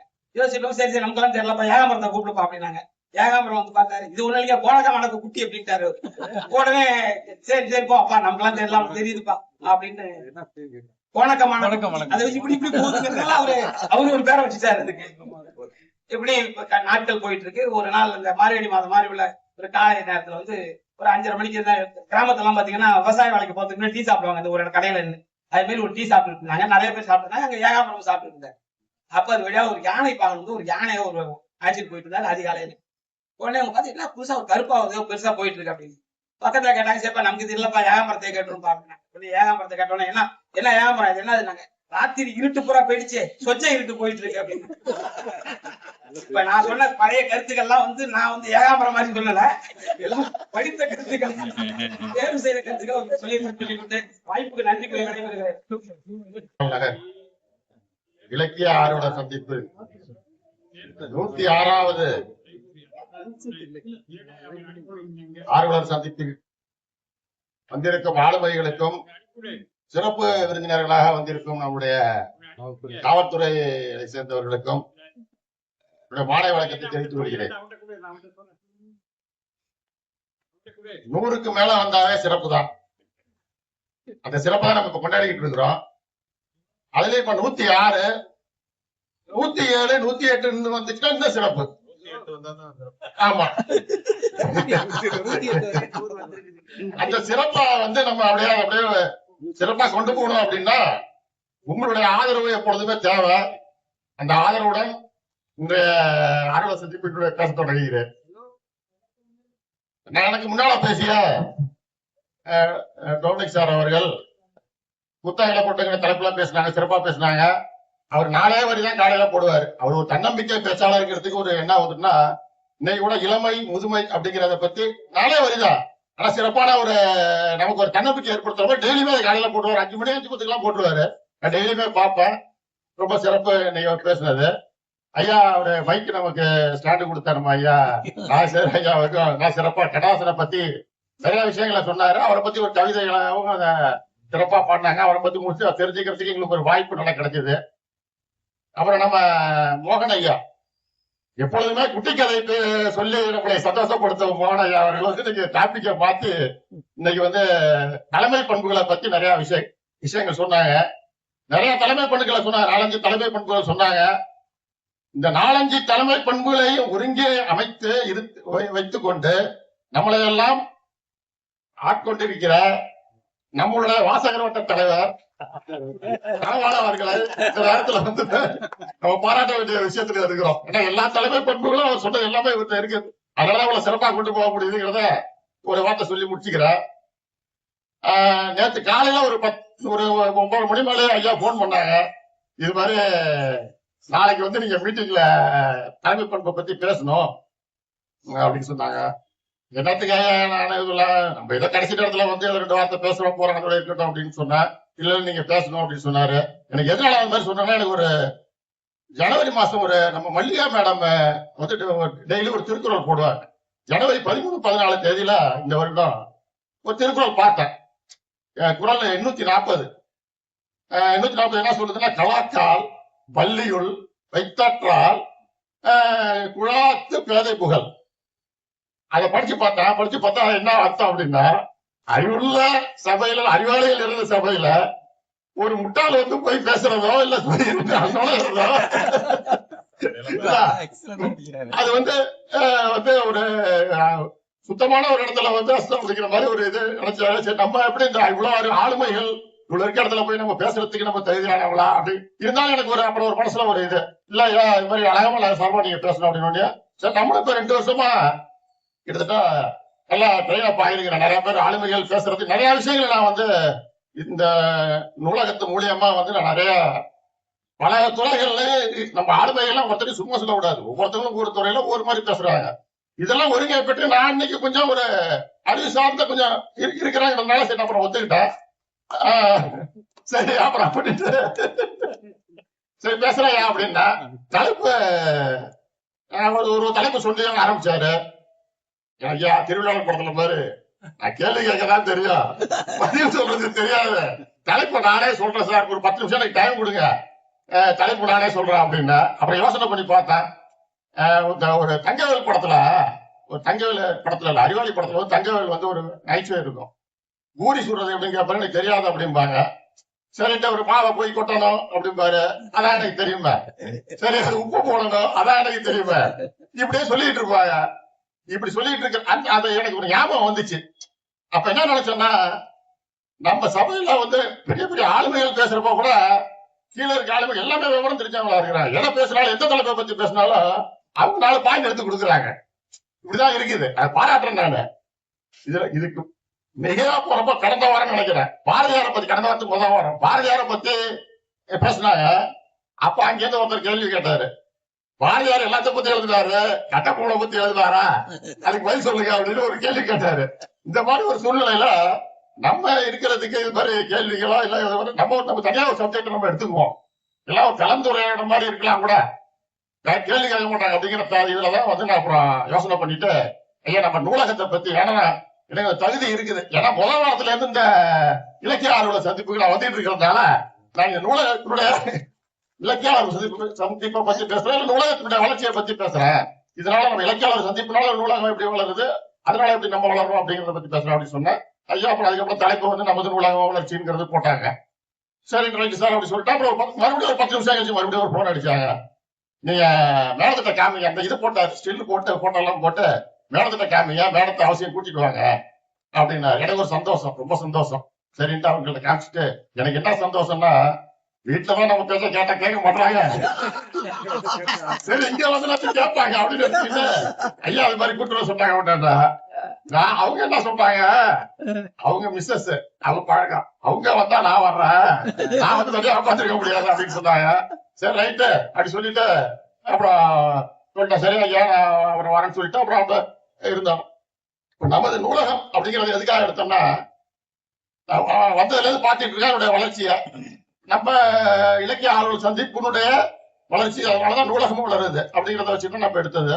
இப்ப நூலகத்தை பத்தி சில வார்த்தைகள், சேகரித்த வார்த்தைகள் என்னன்னா, நமது ஏன்னா அந்த சப்ஜெக்ட் கொஞ்சம் வேணும்ல, அதுக்காக நான் விசாரிச்சேன். நம்மளுடைய அழகம்மாள் நகர் நூலகம் வந்து 2008 வந்து ஊர்ப்புற நூலகமாக துவங்கப்பட்டிருக்கு. அந்த வாட்டர் டேங்கின் கீழே அந்த இடத்துல ஆரம்பிச்சிருக்குது. 2012 வந்து கிளை நூலகமாக வந்து உயர்வு பெற்று இருக்கு. அதுக்கப்புறம் 2015 அந்த பில்டிங் கட்டி அதுக்கப்புறம் வந்து எல்லாமே மெட்டீரியல்ஸ் வச்சிருக்கிறாங்க. கிட்டத்தட்ட 16,000 புக்குகளுக்கு மேல பல துறைகளிலும் இருக்கிறதா ஒரு இது எடுத்தாங்க. அப்புறம் வந்து நம்ம நூலகர் வந்து 2017 வந்து இதுல வந்து ஜாயின் பண்ணிருக்காங்க, ஒர்க் பண்ணிருக்காங்க. அவங்க சேர்றப்ப வந்து 800 மெம்பர்ஸ் இருந்திருக்காங்க. 2024 நம்ம ஜூன் 26 அன்னைக்கு தான் நம்மளுடைய இலக்கிய ஆர்வலர் சந்திப்பு நம்ம மெருகூட்டி பத்தி ஆரம்பிச்சோம். அப்ப வந்து 1765 மெம்பர் வந்திருக்காங்க. கிட்டத்தட்ட அவங்க பணி முடிஞ்சாலும் ஒரு டபுள் தாமும் இது வந்திருக்கிறாங்க. ஒரு 4-5 வருடங்கள்ல மெம்பர்ஸ் வந்திருக்கிறாங்க. இந்த 2024 இருந்து கரெக்டா பாத்தீங்கன்னா 3250 மெம்பர்ஸ் வந்து நம்ம அழகம்மாள் நூலகத்துல வந்து மெம்பர்ஷிப் எடுத்திருக்காங்க. இதனுடைய பெருமை எல்லாம் யாருக்கு சேரும்னா, நூலகத்தினுடைய பெருமை எல்லாம் நம்மளுடைய இலக்கிய ஆர்வலர் சந்திப்பு உள்ளவர்கள் அனைவருக்கும் தான் சேருங்கிறத குறிப்பா நம்ம ராஜமாணிக்கு வாய்ப்பு இருக்கு. ஆமா, இந்த தகவலை சொல்லிட்டு நெய்வேலியில ஒர்க் பண்ணிட்டு வந்ததுனால ஒரு சின்ன நெய்வேலியில் உள்ள நூலகத்தினுடைய ஒரு தகவல் மட்டும் சொல்லிட்டு நான் பேசுறேன். நெய்வேலியில வந்து என்எல்சியில வந்து சென்ட்ரல் லைப்ரரின்னு இருக்கு. எல்லா அனைத்து துறைகளிலும் பல ஆயிரக்கணக்கான புத்தகங்கள் அதுல இருக்குது. அதுல ஒரு என்ன சிறப்புன்னா, மற்ற இடத்துல இருக்காங்கன்னு தெரியல, வருடத்திற்கு 365 நாளும் எந்தவித விடுமுறையோ இல்லாமல் இயங்கக்கூடிய நூலகம் என்எல்சி இந்தியாவில் உள்ள சென்ட்ரல் லைப்ரரி. நான் பெருமையோட சொல்லிக்கிறேன். அது மட்டும் இல்லாம அங்க நான் போய் 84 ஜாயின் பண்ணப்ப மொபைல் லைப்ரரி அப்படின்னு ஒரு சிஸ்டம் இருந்துச்சு. எல்லா இடத்துலயும் இருக்கலாம், அங்க வந்து சிறப்பா நடந்துச்சு. என்எல்சி டவுன்ஷிப்பை சுத்தி அங்கங்க கொஞ்சம் அவுட்டர்ல இருக்க கிராமங்கள் அந்த ஒட்டி என்ன பண்ணுவாங்கன்னா, அந்த பஸ் அதை செட் பண்ணி வச்சிருப்பாங்க. புக்ஸ் எல்லாம் வாரத்துல அங்க ஒவ்வொரு பாயிண்ட்டுக்கு 2 நாள் போற மாதிரி வச்சுக்குவாங்க. கிட்டத்தட்ட ஒரு 10-12 இடத்தை கவர் பண்ற மாதிரி வச்சு அதை வந்து சிறப்பா செயல்படுத்திட்டாங்க. இன்றைக்கு அந்த மொபைல் லைப்ரரிங்கிறத சிறப்பா செயல்படுத்திட்டு இருக்காங்க இந்த என்எல்சி நிர்வாகம். இதை மட்டும் ஒரு அடிஷனலா சொல்லிட்டு, நான் வந்து அடுத்தது நம்ம அந்த ஆர்வலர் சந்திப்பு இடத்துக்கு போயிடுவோம். ஒரு சின்ன ஒருத்தருக்கு லேசா அப்படி லைட்டா டச் பண்ணிட்டு வந்துடுறேன். இன்னைக்குதான் ஒரு வாய்ப்பு கொடுத்ததுனால பண்ணிக்குவோம், வேற ஒண்ணும் இல்ல. 26 ஜூன் 2024 தான் நம்மளோட இதை மெருகூட்டப்பட்ட ஐயா ஆரம்பிச்சாரு. ஒரு போன் பண்ணாரு எனக்கு ஒரு மதியானமா, இது மாதிரி இலக்கிய ஆர்வலர் சந்திப்பு நம்ம வாசார் வட்டமா ஆரம்பிக்கிறோம், ஈவினிங் 6 மணிக்கு வந்துருங்க அப்படின்னாரு. எனக்கு எதுவுமே உண்மையிலே தெரியாது. நான் லைப்ரரி எல்லாம் போவேன், படிப்பேன், கதை புக்கு படிப்பேன், எல்லாமே பண்ணுவேன். பட் இந்த சப்ஜெக்ட் எனக்கு சுத்தமான தெரியாது. ஆனா நிறைய இடத்துல இது இல்ல. வேற நான் ஜெயமண்டம் கூட லேட்டஸ்டா ஒரு பக்கம் அந்த பக்கம் போன லைப்ரரி இருந்துச்சு அந்த மெயின் ரோட்ல. அங்க போய் ஒரு விஷயம், ஒரு அட்ரஸ் கேட்கறதா கேட்கறப்ப கூட அவன் கேட்டேன். அப்படிலாம் ஒண்ணும் கிடையாது, அது மாதிரி ஆளுங்களாம் போறதில்ல அப்படிங்கிற மாதிரி சொன்னாங்க. எனக்கு முன்னாடி பத்தி தெரியல. அப்புறம் சரி போவோம் அப்படின்னு சொல்லி, நம்மளுக்கு ரிட்டையர்ட் ஆகிட்டு வந்த புதுசு, நம்ம பொழுதுபோக்காக நமக்கு இருக்கும், 4 பேரை பார்த்த மாதிரி இருக்கும் அப்படின்னு நினைச்சிட்டு தான் வந்தேன். வந்தோடனே அப்புறம் இங்க வந்து ஐயா நம்மளுடைய தலைமை நூலக அதிகாரி திரு முத்து அவர்கள் வந்தாங்க. ராஜகோபாலன் அவங்களுடைய கௌரவ தலைவர் வந்தாரு. அவரு அந்த ஐயா இல்ல, அவர் இப்ப 80 வயசு கூட பர்த்டே கொண்டாடினாங்க. ஐயாவோட சில பேர் நினைச்சுக்கிட்டு 80 வயசுன்னு கையெல்லாம் கொடுத்தாங்க. அந்த இதுல வந்து அதை பார்த்துட்டு 50 வயசுக்காரன் 80 வயசுக்காரன்னு என்ன நம்புவாங்களா? அவரு வந்து பாத்தீங்கன்னா அவர் வந்தாரு. அதாவது முறைப்படியா அன்னைக்கு துவக்கப்பட்டது. அவர் பாத்தீங்கன்னா இப்ப வரதுல கொஞ்சம் உடல்நிலை சரியில்லைன்னு தெரியல. இந்த ஆளுமை வந்து அவர்கிட்ட இருக்கும். அந்த நல்லா ஒயிட் அண்ட் ஒயிட் உட்காந்துட்டாரு. அழகை விட கம்பீரமா வந்து அன்னைக்கு பார்த்தோம்ல, சிறப்பா ஒரு இதா இருந்துச்சு. அப்புறம் அன்னைக்கு பார்த்தா ஒரு 7-8 பேர் மட்டும் இருந்தோம். அப்படியே மினிமம் அப்படியே ஒரு சர்க்கிள் க்ளோஸா உள்ளவங்க இருந்தாங்க. அப்புறம் நாங்க பேசணும். அவங்களாம் ஆரம்பிச்சது. அப்புறம் படித்ததில் பிடித்தது, அப்படி படித்தது பிடித்தது கூட வரல. கவிதை வாசித்தல்னு சொன்னாங்க. ஏன்னா டைம் ஆயிடுச்சு. கவிதை வாசித்தல் நம்ம இன்பமணியாக வந்து இப்போ சிரிப்பு கவிதை தான் அவர் சொல்லுவாரு. ஆனா அவருக்குலாம் இப்ப டைம் கிடையாது. அவர் சிரிப்பு கவிதை வந்து பாடுறது ஒரு பக்கம், சிரிப்பு கவிதை சொல்லுவாரு. அதுக்கு முன்னாடி தனபால் ஐயா தான் ஆரம்பிப்பாங்க கவிதை. இவர் கவிதை எழுதுறது நல்லா பேர் தெரியுமா என்னன்னு தெரியல. ஏன்னா அப்பெல்லாம் எல்லாம் ஹீரோ, கவிதை எழுதுறதுலாம் ஹீரோ. அவன் அன்றைய நிலைமையில சிறப்பா கவிதை தான் ஆரம்பிப்பாரு. அப்புறம் ஐயா ஆரம்பிப்பாங்க. ஒரு சில பேர் கவிதை சொல்லுவாங்க. சில பேருக்கு புரியும், சில பேருக்கு சொல்றது கவிதை புரியாது. அந்த கவிதை வாசித்தல்ங்கிறது ஒரு சப்ஜெக்ட். அடுத்த நூல் விமர்சனம், நூல் வெளியீடு ஒரு சப்ஜெக்ட் அப்படி இருந்துச்சு. சரி, நான் அந்த கவிதை வாசித்தல்ல இது பண்ணிட்டு இருந்தாங்க. எனக்கு கொஞ்சம் புரியல. சில பேர் கவிதை எல்லாம் டெப்தா இருந்துச்சு, எனக்கு புரியல. அது எப்படின்னா, ஒரு காட்டுல வந்து ஒரு மிருகங்கள்லாம் சிங்கம் என்ன பண்ணுது, எல்லாத்தையும் கூட்டிட்டு நீங்க யாருனாச்சும் ஒருத்தர் வந்து இங்க வந்து ஜோக்கு சொல்லணும். அது வந்து எல்லாம் சிரிச்சாச்சுன்னா உனக்கு ஒன்றும் பிரச்சனை இல்லை. யாராச்சும் ஒருத்தர் சிரிக்கலன்னா கூட ஒரு சாட்டையடி கொடுத்து உட்கார வச்சிடும் அப்படின்பாங்க. சரி, ஃபர்ஸ்ட் முயலா கூப்பிடுவாங்க. ஜோக்கு சொல்லும். ஒரு கழுதை மட்டும் சிரிக்காது, மீது எல்லாம் சிரிக்கும். அது சிரிக்கல அப்படின்னு ஒரு அடி கொடுத்து உட்கார வச்சிருவாங்க. அடுத்தது ஒரு மான் ஒண்ணு வரும், மான்குட்டி ஒண்ணு வரும், ஜோக்கு சொல்லும். நல்ல சிறப்பான ஜோக்கு சொல்லும், சிரிக்காம தான் சொல்லும். எல்லாமே சிரிக்குங்க. அப்பவும் கழுதை சிரிக்காது. சரி, கழுதை சிரிக்கல, உனக்கு ஒரு மிருகம் சிரிக்கலட்டு ஒரு சாட்டை அடி கொடுத்து உட்கார வச்சிடும். சரி, மூணாவதா நிறைய கூப்பிடுவாங்க. நிறைய ஒரு 60 ஜோக்கா சொல்லும். சொன்ன சொல்லி முடிச்ச உடனே அந்த கழுதை எல்லாமே சிரிக்காது, கழுதை மட்டும் கேட்க சிரிக்கும். என்னடா அது எல்லாமே சிரிக்கல, இப்ப சிரிக்குதுன்னு சிங்கம் கூப்பிட்ட. எல்லாமே சிரிக்கல, நீ மட்டும் சிரிக்கிறியா, இதுக்கு என்ன காரணம் அப்படின்னு கேட்ட உடனே, இந்த முதல்ல சொன்ன ஜோக் இருக்குல்ல, அது இப்பதான் எனக்கு புரிஞ்சுது, அதனால நான் சிரிக்கிறேன் அப்படின்னு சொல்லும். அந்த மாதிரி ஒரு ஸ்டேஜ்ல தான் நான் இருந்தேன் ஆரம்பத்துல. கவிதைகள்ல புரியறது இல்ல. ஆனா என்ன பண்ணாருன்னா, இந்த தலைமை பண்புன்னு சொல்றாங்க பாத்தீங்களா, அடுத்த வாரம் என்ன பண்றாருன்னா, இந்த கவிதை வாசித்தவரோட அடிஷனலா வந்து கவிதை விமர்சனம், அந்த வாசித்தவர்களை விமர்சனம் பண்ற மாதிரி ஒரு சிஸ்டம் கொண்டு வந்தாங்க. இந்த விமர்சனம் அப்படிங்கிறதுனா, ஒருத்தர் கவிதை வாசிப்பாங்க, எல்லாமே விமர்சனம் பண்ணலாம் மீன்ஸ் என்னன்னா, அதுல உள்ள சப்ஜெக்ட வந்து நம்ம எளிய முறையில எடுத்து சொல்றது, இப்படி இருக்குது, அப்படி இருக்குதுங்க. அப்போ வந்து எனக்கு நல்லா புரிய ஆரம்பிச்சு. எல்லா கவிதைகளுமே எனக்கு மற்ற சொல்ற கவிதைகள் எனக்கு நல்லா புரிய ஆரம்பிச்சது. அந்த கவிதை விமர்சனங்கிறது எல்லாமே அதுக்கு பாகுபாடு. நான் கூட கவிதை விமர்சனம் சொல்லியிருக்கிறேன். அந்த மாதிரி பாகுபாடு இல்லாம சொல்றப்ப நமக்கு எல்லாருமே விஷயம் புரிஞ்சதுக்கு ஒரு அர்த்தமா இருந்துச்சு. அடுத்தது நூல் வெளியீடு, நூல் விமர்சனம். இந்த நூல் வெளியீடுல வந்து விமர்சனத்துல வந்து நம்ம ராஜவேல் ஐயா ஆரம்பத்துல சொல்லிட்டே இருப்பார். அவர் வரலாற்று ஆசிரியர். அவர் ஆரம்பத்துல எல்லாம் இந்த சான்றிதழ் புக்ல நம்ம கதை புக்கு படிக்கிற பெண்களை வர்ணிக்கிற மாதிரி நிறைய பேசியிருக்கிறாரு. அவர் பாடா சொல்லிட்டே இருப்பாரு, வரலாற்று புக்கை எல்லாத்தையும் பத்தி பேசுங்க அப்படின்ட்டு. ஆனா எல்லாமே கால மாற்றத்துக்கு இந்த மாதிரி எல்லாமே அடுத்தடுத்த ஸ்டேஜ் பேசிட்டு இருக்கிறதுனால அதுல வாய்ப்பு இல்லை. இதுல வந்து நூல் வெளியீடுல வந்து ஒரு 6வது 7வது வாரம்னு நினைக்கிறேன், நம்ம ஐயா அவருடைய மைத்துனர் கடலைக்குள்ளை மாரிமுத்து ஐயா வெளியிட்ட வந்து கடலைக்குள்ளை புத்தகத்தை எடுத்து வந்து வச்சுக்கிட்டு விமர்சனம் பண்ண சொன்னாங்க. இவர் மைத்துனர் தான் விமர்சனம் பண்ணாரு. முதல் நூல் வெளியீடு. ஆமா, நூல் வெளியீடு. எனக்கு அது நல்லா ஞாபகம் இருக்குது. இதெல்லாம் பண்றாங்க, இன்னும் ஒண்ணு புரியாம தான் பாத்துட்டு இருந்தோம் அந்த நேரத்துல. அப்ப அவங்க எல்லாம் ஃபேமிலி தான் வந்திருந்தாங்க. கை குழந்தையோட தூக்கிட்டு வந்தாங்க. எனக்கு திருக்குறள் சொன்ன பார்த்தீங்களா, பெரிய கை குழந்தையா இருந்தது. அப்ப ஐயா வந்து புத்தக விமர்சனங்கிறதுல பேருல இவர் என்ன, அதாவது புத்தகத்தை ஆரம்பத்துல இருந்து கடைசி வரைக்கும் அவங்களுடைய ஊழல் ஹரியாயில கூட போன வர சொன்னாங்க.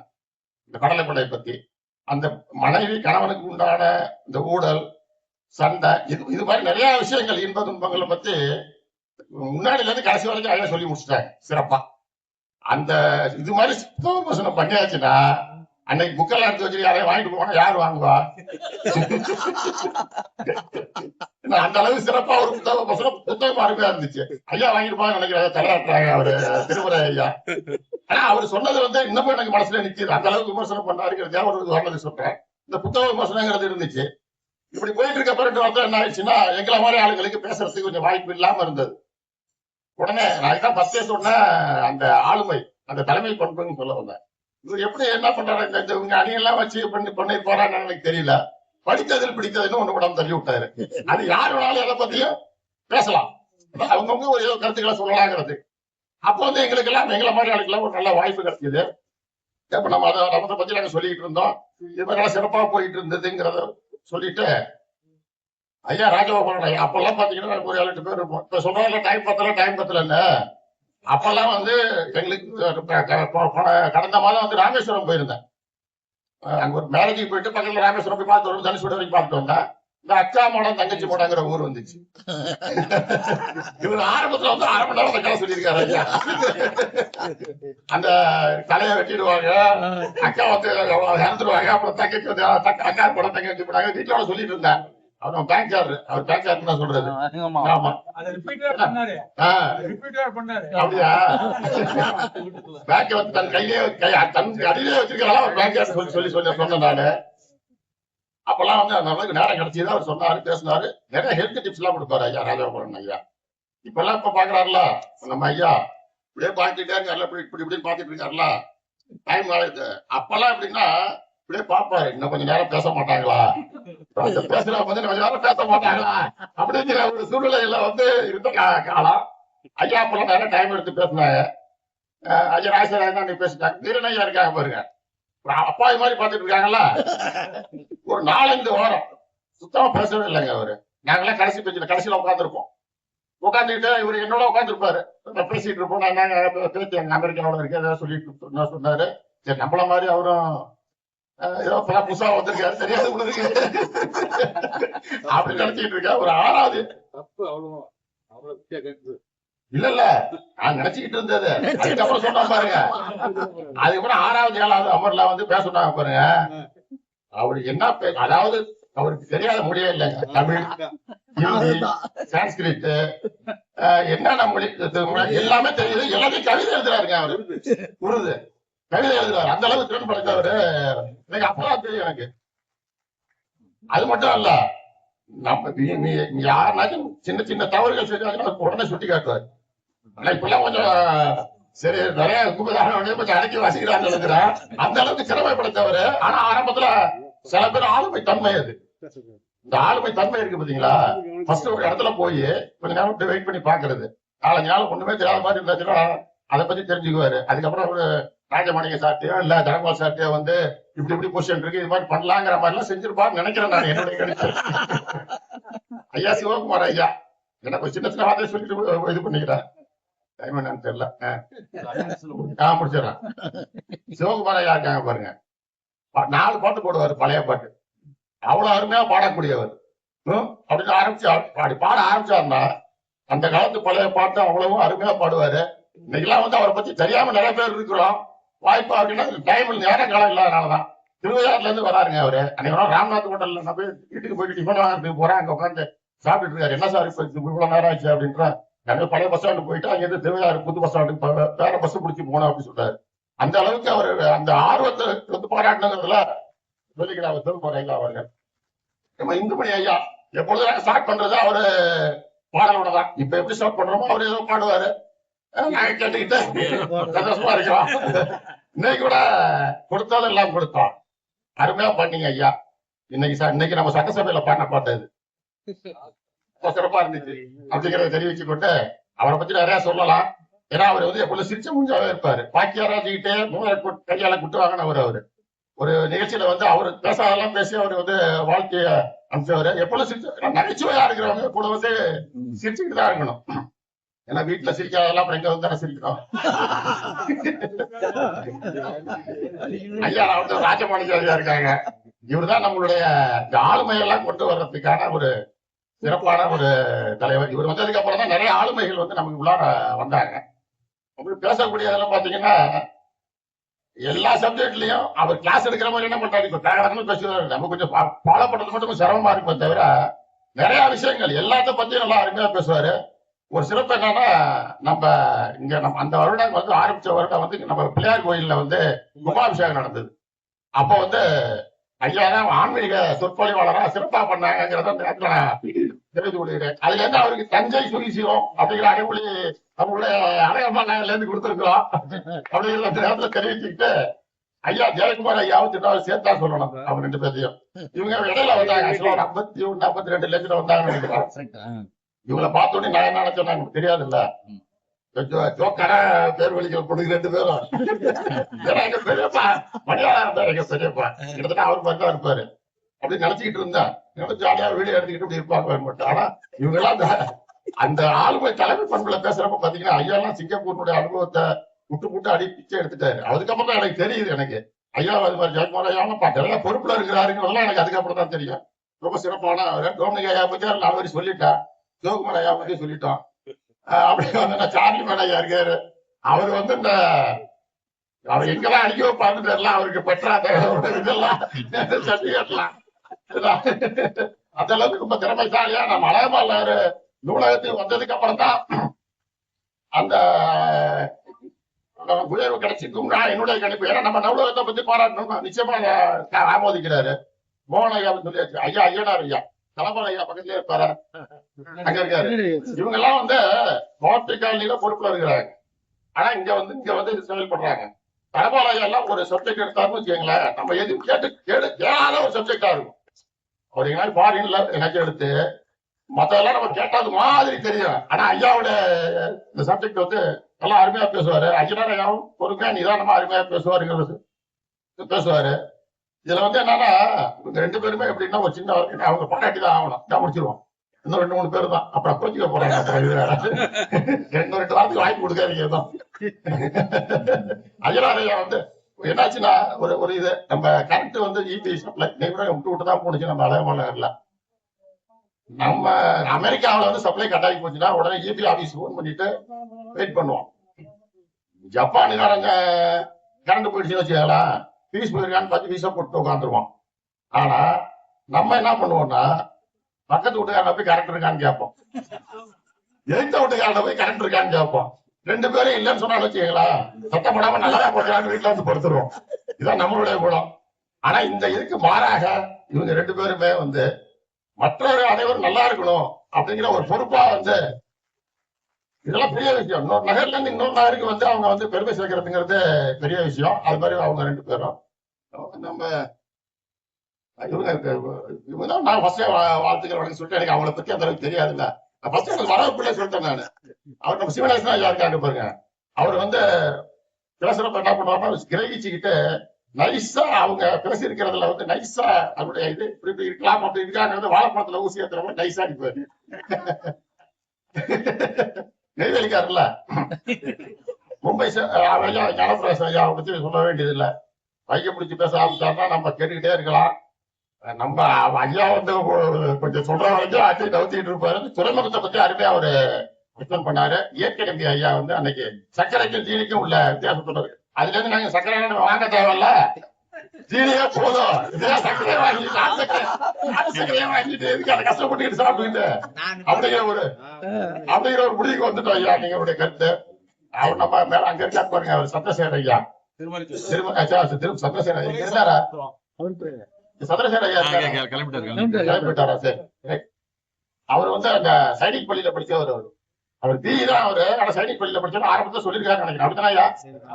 அந்த ராணுவம் எடுக்க அப்படியே இருக்கும், அவர் பேச்சிலேயே அப்படியே இருக்கும். கணீர் அடிச்சு விடுவாரு அவரு. நம்ம காதல் இளவரசர் சண்முக சுந்தரம் ஐயா அதெல்லாம் ஆரம்பத்துல இருந்து நாங்கெல்லாம் பார்ட்னர் பின்னாடி உட்காந்துருக்கிறது இல்ல. காதல் கவிதைகள்லாம் அவ்வளவு அருமையா சொல்லுவாருங்க, எழுதுவாருங்க, சொல்லுவாரு. ஆனா அவரெல்லாம் வந்து ரொம்ப அமைதியா அடக்கமா இருக்காரு, அந்த அளவுக்கு சிறப்பானவரு. அப்புறம் சரி டைம் வரைக்கும் ஆயிடுச்சுன்னு சொல்றாரு. சரி, அவர் சிரிக்க வச்சுக்கிட்டே இருப்பார் நம்மள ஐயா. சரி, நான் முடிச்சுக்கிறேன். இதுக்கப்புறம் அவரை பாத்துக்கிறோம். நம்ம இதுக்கு பின்புறமா இருக்கிறவங்க, இந்த அழகமால் நகர் நூலகத்துக்கு பின்புறமா இருக்கிறவங்க ஐயா குமார் ஐயா ஃபர்ஸ்ட் சொல்லிடுவோம். இவர் எங்க என்ன எடுக்கிறேன்னு தெரியல, இங்க நிப்பாரு, ஒரு ட்ரோன் கேமராவில எடுத்த எஃபெக்டோட ஒரு புகைப்படம் எடுக்கிறதுல ரொம்ப நல்லவர் அவரு. அந்த வயசுக்கும் நம்முடைய செய்கைக்கும் வித்தியாசமா இருக்காது. அது மாதிரி கண்ணன் ஐயா அவருக்கு வரல, மூர்த்தி, இவங்க எல்லாம் வந்து இவங்களுடைய வயதை மறந்து எல்லா வேலையும் எடுத்து போட்டு செஞ்சதுனாலதான் இவ்வளவு சிறப்பா செய்ய முடியுதுங்கிறத இந்த நேரத்துல அவங்க 3 பேருக்குமே என்னுடைய நன்றியையும் அனைவருடைய நன்றியையுமே இந்த கைதட்டு மூலமா தெரிவித்துக் கொள்வோம். கடைசியில நம்ம நன்றி சொல்ற நம்ம நூலகருக்கு வந்துருந்தோம். இவங்க ஆரம்பத்துல பாத்தீங்கன்னா நூலகர் நன்றி சொல்றதுக்கு ஐயா கூப்பிடுவாரு. இவங்க என்ன பண்ணுவாங்க, சத்த விடாம நைஸா ஒதுக்கி வந்து நிற்பாங்க. இது வேண்டாம் நமக்கு அந்த அளவுக்கு அவருக்கு யோசிப்பாங்க. ஐயா வந்து அப்புறம் நன்றி சொல்லுவாரு, அவங்க சபையில கூப்பிடுவாரு. அந்த மாதிரி இருந்தவங்க இன்னைக்கு வந்து 10 நிமிஷம் பேசுறாங்க. அவங்க கவிதை எழுதி அவங்க குறிப்பெடுத்து அவங்க கவிதை எழுதிட்டு பேசுறாங்க. அந்த அளவுக்கு இந்த நூலகம் வந்து நல்லா வளர்த்திருக்குது எல்லாத்தையும் அப்படிங்கிறத சொல்லிட்டு, அது மட்டும் இல்ல, நம்ம 50வது அந்த நம்ம பொன்விழா டயத்துல என்ன சொன்னாங்கன்னா, இங்க இருக்கிற ஒவ்வொருத்தரையும் சகோதரர்களா, சகோதரியா, அப்பாவா, அம்மாவா, நண்பர்களா நான் பாக்குறேன் அப்படின்னு சொல்லிட்டு நம்ம ஐயனார் ஐயா குறிப்பா வந்து என்னுடைய அப்பா மாதிரி இருக்கீங்க நீங்க அப்பான்னு சொல்லி கண்கலங்கி அழுதாங்க இந்த நிகழ்வு. அந்த அளவுக்கு அவங்க அந்த விருந்த இன்னைக்கு பாருங்க, அந்த பிஸ்கட் டீ நம்ம வீட்டுல கூட அப்படி மூஞ்சி சிரிச்சுட்டு கொடுத்தாங்க. ஆனா அந்த புன்முறுவலோட அந்த பிஸ்கட் டீ எடுத்து அதை கொடுத்த ஒவ்வொருத்தரையும் கொடுக்கறதெல்லாம் வந்து அவங்க ஒரு உண்மையிலேயே அவங்க ஒரு அக்காவா அம்மாவா இல்லைன்னா செயல்பட்டாங்க, தங்கச்சியா செயல்பட்டாங்கன்னு வச்சுக்கோங்களேன். அது மட்டும் இல்ல, அவங்க பணியில கரெக்டா இருப்பாங்க. இந்த நோட்டு 3 நோட்டை எடுத்துக்குவாங்க, ஒருத்தர் விடாம கையெழுத்து வாங்கிடுவாங்க. நீங்க வந்துட்டு மீட்டிங் வந்துட்டு உடம்பு சரியில்லாத ஐசியூட்ல போயிருந்தா கூட அங்க வந்து கையெழுத்து வாங்கிட்டு வந்துருவாங்க. அந்த தொழில்கள் வந்து அவ்வளவு பற்று உள்ளவங்க அப்படி சொல்லிக்கிட்டு இந்த அழகான நூலகம் வளர காரணமா இருக்கிறார். அனைத்து ஆளுமைகளுக்கும் நன்றி கூறி விடைபெறுகிறேன். நன்றி, வணக்கம். இந்த இனிய மாலை பொழுதிலே என்னுடைய அன்பான வணக்கத்தை நான் தெரிவித்துக் கொள்கிறேன். இந்த 106வது நிகழ்வு உண்மையிலே பிரமிப்பாக இருக்கிறது. இந்த 4 சொற்பொழிவாளர்களும் பேசிய பேச்சுக்கள் உண்மையிலேயே வந்து கற்றில நாயினும் கேட்க என்று சொல்வதை போல, செல்வத்தில் செல்வம் செல்வம் அச்செல்வம் செல்வத்தில் எல்லாம் தலை என்பதை போல அருமையான ஒரு தேர்ந்தெடுக்கப்பட்ட இந்த உரைகள். டொமினிக் சேகருடைய உரை வந்து உண்மையிலேயே வந்து புரட்டங்கள் புத்தகங்கள். அதாவது நம்ம இந்த 4 கருத்துக்களுமே கன்ஃபியூசியஸ். அடுத்தது நம்முடைய பத்தி சொன்னார், அவர் 7 தலைமுறை பற்றி. அடுத்ததாக நம்முடைய சரபோஜ் மகாராஜ். இப்படி ஒவ்வொரு செய்திகளுமே வந்து பாத்தீங்கன்னா வந்து ஒரு டிட்பிட்ஸ் என்று சொல்வதை போல குறைந்த நேரத்தில் அதிகமான செய்திகளை உண்மையிலே கேட்கிறப்ப நான் உண்மையிலேயே வந்து ஒரு சர்ச்சுக்குள்ள உட்கார்ந்து இருக்க மாதிரி எனக்கு ஒரு ஃபீல் இருந்துச்சு. உண்மையிலேயே வந்து ஒரு ஃபாதர் வந்து எப்படி பண்ணா அழகா பண்ணுவாரோ அதே மாதிரி மந்திரத்தில் மயக்குண்ட போது நான் என்னுடைய அனுபவத்தை நான் சொல்லுவேன். ரொம்ப அருமையா இருந்துச்சு. உண்மையிலே ஒரு நல்ல ஒரு கரமொழி எழுப்பின அவருக்கு. ஏன்னா ஒண்ணு அற்புதமான ஏன் தன்னம்பிக்கை பேச்சாளர்களுக்கு இதுதான் உண்மை. அதாவது இந்த உணர்ச்சி பாவம், இந்த உணர்ச்சியை பற்றி நம்மளுடைய தொல்காப்பியர் நிறைய இடத்துல சொல்வார். நகை அழுகை இழிவரன் வன்கை அச்சம் பெருமுதல் வெகுளி ஊகை அப்பாலிட்டே மெய்பாடு. அந்த மெய்ப்பாட்டு உணர்ச்சிகளை எல்லாம் கொட்டி நம்முடைய டொமினிக் சொன்னார். ரொம்ப அற்புதமான உரை. அடுத்ததாக எங்களுடைய பேராசிரியர் அவர்கள், அதாவது ஒரு எப்படி சொல்வது என்று சொல்வதில்லை, பூதலூரில் பிறந்து வளர்ந்து அந்த பூதலூரிலே தனக்கென ஒரு தனி முத்திரை. எப்படி சொன்னா, எழுத்தாளர்கள் தோன்றுவதும் மறைவதும் ஒரு காலத்தினுடைய நியதி. ஆனால் ஒரு சிலரை தான் நம்முடைய சமூகமானது மறக்காமல் நினைவைத்துக் கொண்டிருக்கும். அந்த வகையிலே இவருக்கு இவ்வளவு திறமை இருக்கிறதா என்பதை நான் சில ஆண்டுகளுக்கு முன்புதான் கண்டுபிடித்தேன். பாடம் நடத்துறது இப்படித்தான் இருப்பார். ரொம்ப எளிமையா பேசுவார். மாணவர்கள் அவ்வளவு அருமையா கேட்பாங்க. உணர்வுப்பட்ட ஆய்வு நடத்துறதாக இருந்தாலும் வாய்மொழி தேர்வையும் அவர் இப்படிதான் இருக்குங்க. ரொம்ப அருமையா, ரொம்ப கேட்கிறப்ப எல்லாருமே சந்தோஷமா இவர்கிட்ட ஒரு பாடம் கேட்கணும். இது ஒரு ரொம்ப வந்து கண்டிக்கிறதுல கூட ஒரு மென்மையா கண்டிக்கக்கூடிய ஒரு பண்புடையவர். இப்போ வந்து பாத்தீங்கன்னா சத்தம் இல்லாமல் பல உதவிகளை செய்து கொண்டிருக்கின்றார். நமக்கு அருகாமல் இருக்கக்கூடிய இந்த பூதலூர் ஏரியில 762 அந்த சதுர கிலோமீட்டர் பரப்புடைய அந்த ஏரிக்கு நிறைய பெரிய மனிதர்கள் எல்லாம் சத்தம் இல்லாமல் உதவி செய்து கொண்டிருக்கிறார்கள். இந்த ஏரியை தூய்மைப்படுத்தி அதற்கான அந்த வாய்க்காலை வந்து செய்து கொண்டிருக்கின்றார்கள். அந்த செங்கல் நீர் ஏரி என்று சொல்லக்கூடிய அந்த அமைப்புக்கு சத்தம் இல்லாமல் அந்த டீசல் எல்லாம் போட்டு கொடுத்துட்டு இருக்கிறார். அங்க நடக்கக்கூடிய அந்த மிஷினரிஸ் இதுக்கு எல்லாமே சத்தம் இல்லாமல், அதாவது அந்த இதுல பாத்தீங்கன்னா அந்த புலனகத்துல நிறைய வந்துடும். அருமையான செய்தி. அந்த பக்கம் நானும் ஒரு ஐயா ஒரு தடவை போயிட்டோம். எங்களுடைய நண்பருடைய இங்க வந்து பேசினாரு டாக்டர் பாஸ்கர் சொல்லிட்டு ஆங்கில பேராசிரியர். அவருடைய தந்தையார் இறந்து விட்டார். அப்படி பார்த்துட்டு, சார் ஊருக்கு வந்திருக்கோம் நாங்க வந்து சொல்லாம போகக்கூடாதுன்னு சொன்னார். உடனே என்ன சொல்றாரு, அவர் பங்க்ல அந்த காருக்கு என் காருக்கு ஃபுல்லா பெட்ரோலை போடு அப்படின்னு. ஐயா வேண்டாம் அப்படின்னு நான் இந்த மாதிரி செய்வாருன்னு சொல்லிட்டு தான் நாங்க அந்த காருக்கு நாங்க வந்து பெட்ரோலை போட்டுட்ட பிறகுதான் நான் அவருக்கு போன் பண்ணேன். அப்பயும் அவர் விடல. நீங்க இந்த பக்கமா போனீங்கன்னா அங்க ஒரு சர்பத்து கடை இருக்கும். அவர் வெளியில இருக்கிறாரு. வெளியில இருந்தாலும் அந்த விருந்தோம்பல் முறையை தொலைபேசி வாயிலாக ஒரு 5-6 கிலோமீட்டர் தள்ளி இருக்கக்கூடியவர்களுக்கு சொல்லி வருவார்கள் என்னுடைய நண்பர்கள், அவர்களுக்கு செய்யுங்கள். அந்த மாதிரி ஒரு பண்பு மிக்க ஒரு மனிதர் இன்றைக்கு சாதாரணமா சொன்னதுக்கு அவரே வாங்கிட்டு வந்து கொடுத்துட்டாரு இந்த மைக் ஸ்டாண்ட். இது ரொம்ப சந்தோஷம் சார். எங்களுடைய நன்றியை நாங்கள் தெரிவித்துக் கொள்கிறோம். ரொம்ப அருமையா நீங்களும் வரணும், தொடர்ந்து வரணும் என்னுடைய வளர்ச்சிக்கு. அடுத்ததாக நமக்கு வந்து நம்முடைய சார் வந்து ரொம்ப டிஎம்சி வாட்டர் இதை பத்தி தான் பேசிக்கிட்டு இருந்தாரு. ஆனால் இன்றைக்கு இந்த அக்கௌண்டபிலிட்டி, அடுத்தது இந்த சேரிட்டபிலிட்டி, டைம் மேனேஜ்மெண்ட், இப்படிப்பட்ட இந்த ஆளுமை பண்புகளை என்னென்னலாம் ஆளுமை பண்புகள் இருக்கிறது என்பதை வரையறுத்து விட்டு அதன் பிறகு ஆளுமைக்குரிய தலைவர்கள் யார் என்றதை பட்டியலிட்டார் பாருங்க. அதுதான் பாராட்டுக்குரிய செய்தி. ஏதாவது எந்தெந்த தொலைநோக்கு விஷன் யார் எப்படி பார்க்கிறார். ஒரு கைநாட்டு படிச்சவருடைய மகன் வந்து ஒரு மருத்துவ கல்லூரியில இருந்த தலைமுறையே மாற்றி போகணுங்கிறதற்கு அவர் பார்த்த பார்வை, அதுதான் எடுத்துக்கொண்ட பார்வை. இன்று இருக்கக்கூடிய கலைஞர் அவர்களையும் இன்றைக்கு தொட்டு காட்டி பேசினார். உண்மையிலேயே நான் அவரை மனதார பாராட்டுகிறேன். ஏனென்று சொன்னால் இன்றைய கால குழந்தைகளுக்கு யார் முத்தமிழ் அறிஞர் என்று தெரியாமல் போய் கொண்டிருக்கிறது. ஏனென்று சொன்னால் இன்றைக்கெல்லாம் தந்தை பெரியார் அவர்களை பற்றி பேச வேண்டிய சூழலில் இருந்து கொண்டிருக்கிறது. இல்லை என்று சொன்னால் நாம் எல்லாம் இப்படி அமர்ந்து இருப்போமா, இப்படி உட்கார்ந்து பேசிட்டு இருப்போமா? தந்தை பெரியார்கள் எப்படி சொன்னா நீங்க ஒண்ணும் பண்ண முடியாது. நீங்க ஒரு சாதாரண விஷயம் அல்ல. அந்த அளவிற்கு இன்றைக்கு ஒரு சிறு துளிகளாக செய்திகளாக இருந்தாலும் மிக அருமையான முறையிலே அந்த கருத்து விதைகளை விதித்து சென்ற ஐயா அவர்களுக்கு எங்களுடைய அழகநாம நகரக்காயலாக பாராட்டுகளை நன்றியை தெரிவித்துக் கொள்கிறோம். அடுத்ததாக தனக்கே உரித்தான மாணவி அந்த நடந்ததை கோர்வையா சொல்லக்கூடிய ஜோசப் அற்புதமா உண்மையிலேயே வந்து அந்த கடைசி இதுல உட்காந்துருப்பாங்க. 2 பேரும் அண்ணன் ரொம்ப அருமையா உட்காந்துருப்பாங்க. யாரும் பேச மாட்டாங்க.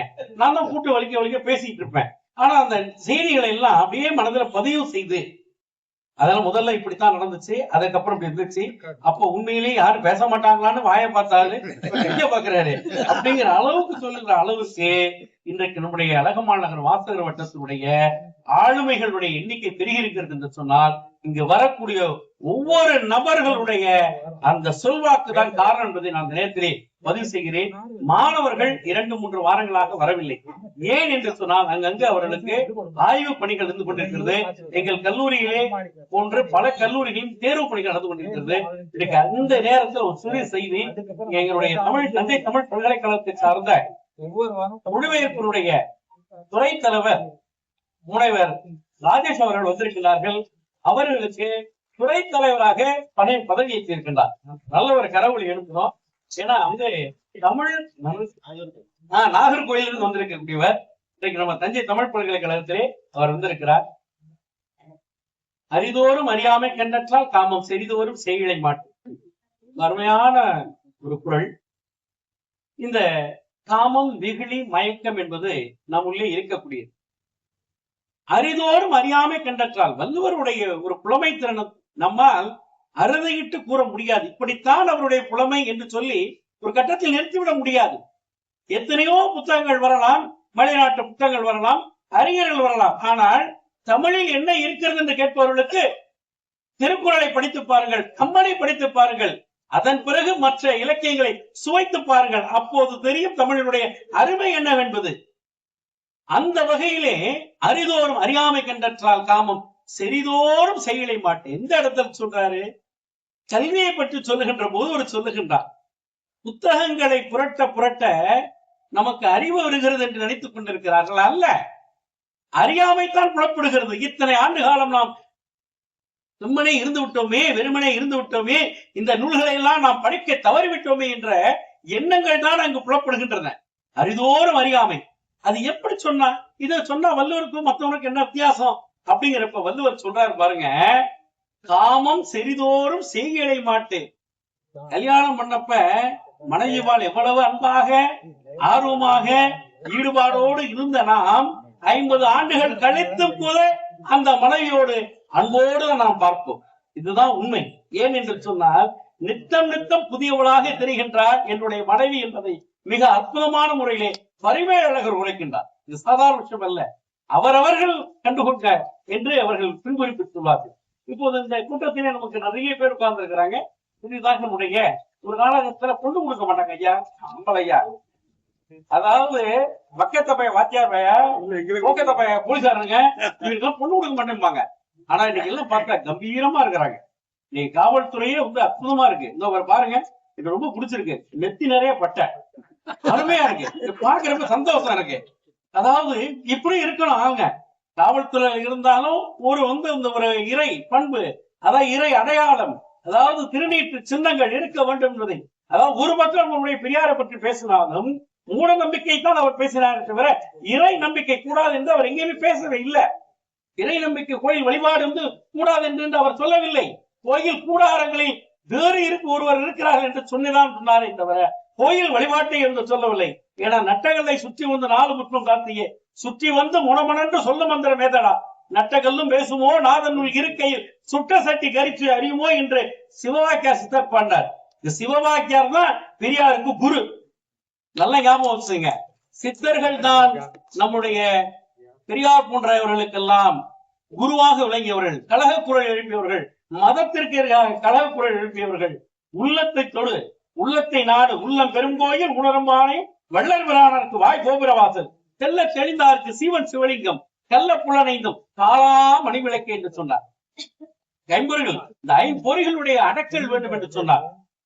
அரிதோறும் அறியாமை கண்டத்தால் என்ற ஒருத்தர சொல்லிட்டு இன்னொரு இடத்துல சொன்னாரு பாருங்க, ஒருமையில் ஆமை போல் 5 அடக்கலாற்றின் எழுமையும் ஏமா புடைத்து.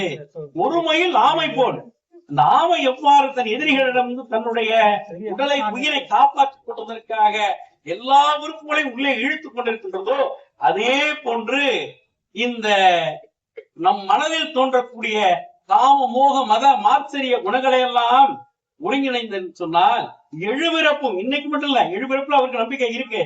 பெரிய விஷயம், வள்ளுவருக்கு எழுபிறப்புல நம்பிக்கை இருக்கு. அதனால நீத்தார் கடன் என்று ஒரு செய்தியை சொல்லிக் கொண்டிருக்கின்றார்.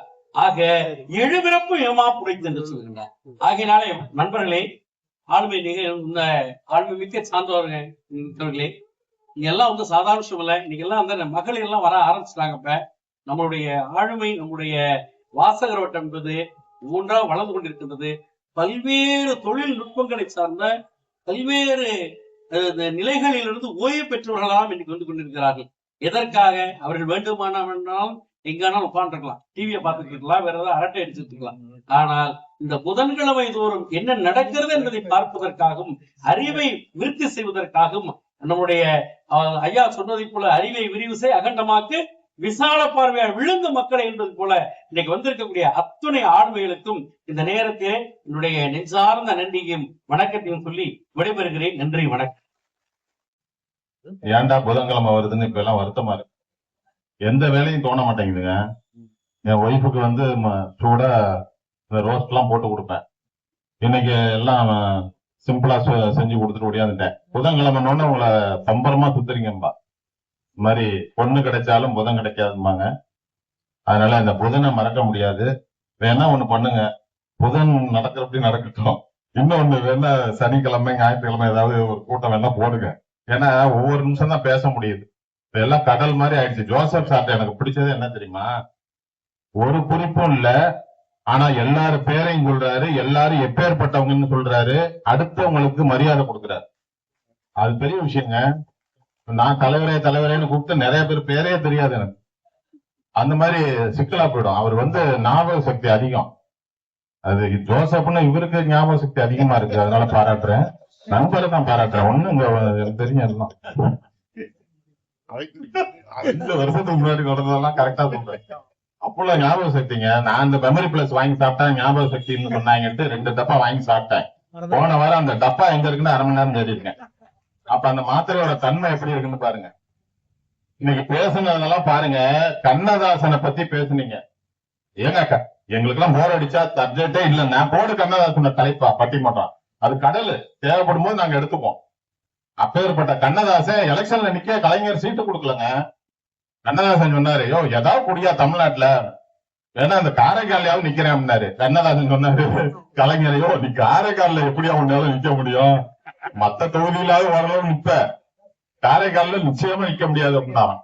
அந்த மாதிரி கண்ணதாசனை பத்தி பேசினப்ப அவர் பையன் ரொம்ப வருத்தப்பட்டார் தஞ்சாவூர்ல. எங்க அப்பா எல்லார பத்தியும் பாட்டு எழுதினாரு, என்ன பத்தி எழுதலன்னு. அப்ப அப்பாவே சொன்னாராம், உன்னை பத்தி எழுதியிருக்கேன்டா, ஏன் பிறந்தாய் மகனே, ஏன் பிறந்தாய்ன்னு எழுதியிருக்கேன்.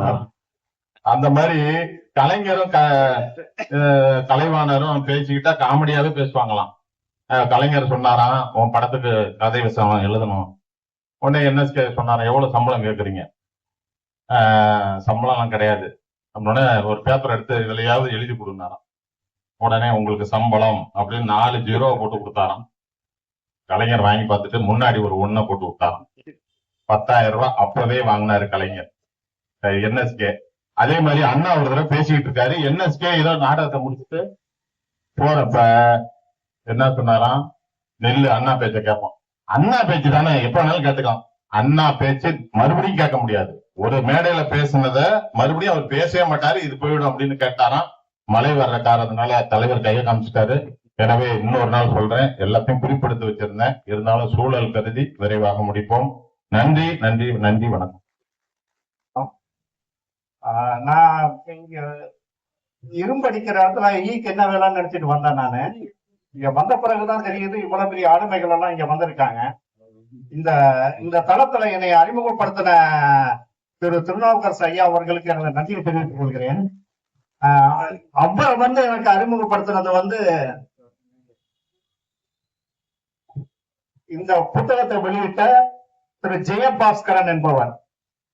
இந்த ஜெயபாஸ்கரன் தினமணி நாளிதழின் நடுப்பக்க கட்டுரையாளரு, நிறைய கவிதைகள் எல்லாம் எழுதிக்கிட்டு இருக்காரு.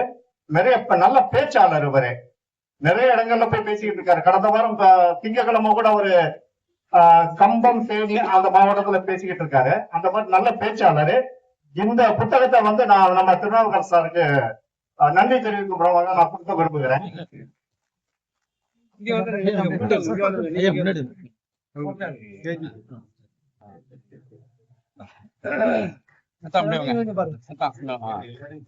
எல்லாரும் சேர்த்து வச்சிருங்க சார், சேர்ந்துருங்க சார். சேர்த்து வச்சிருங்க. எந்திரிச்சு நில்லுங்க. யார் ராஜகோபாலையா? இந்த பிரேம்ல இருக்கு.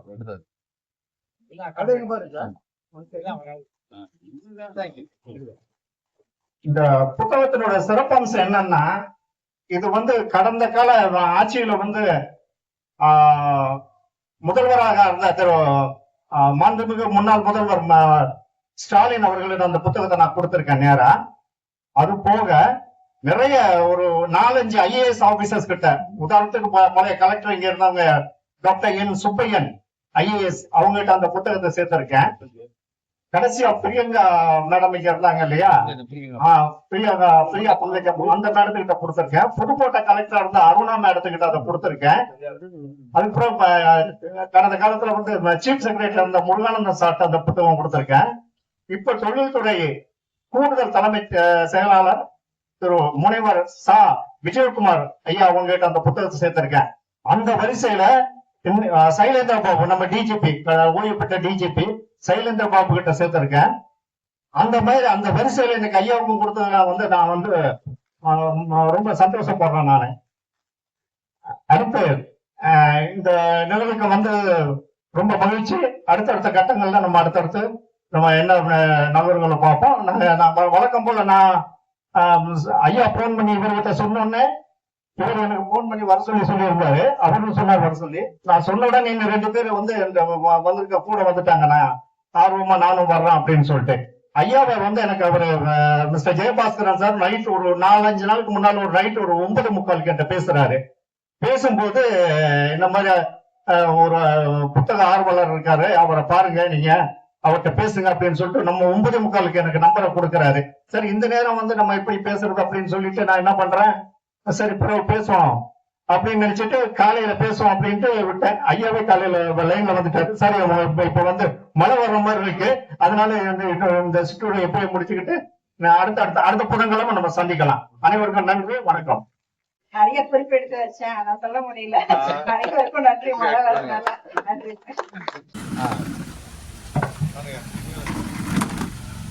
சார். அப்படியே கொஞ்சம் பாருங்க சார், கொஞ்சம் சார்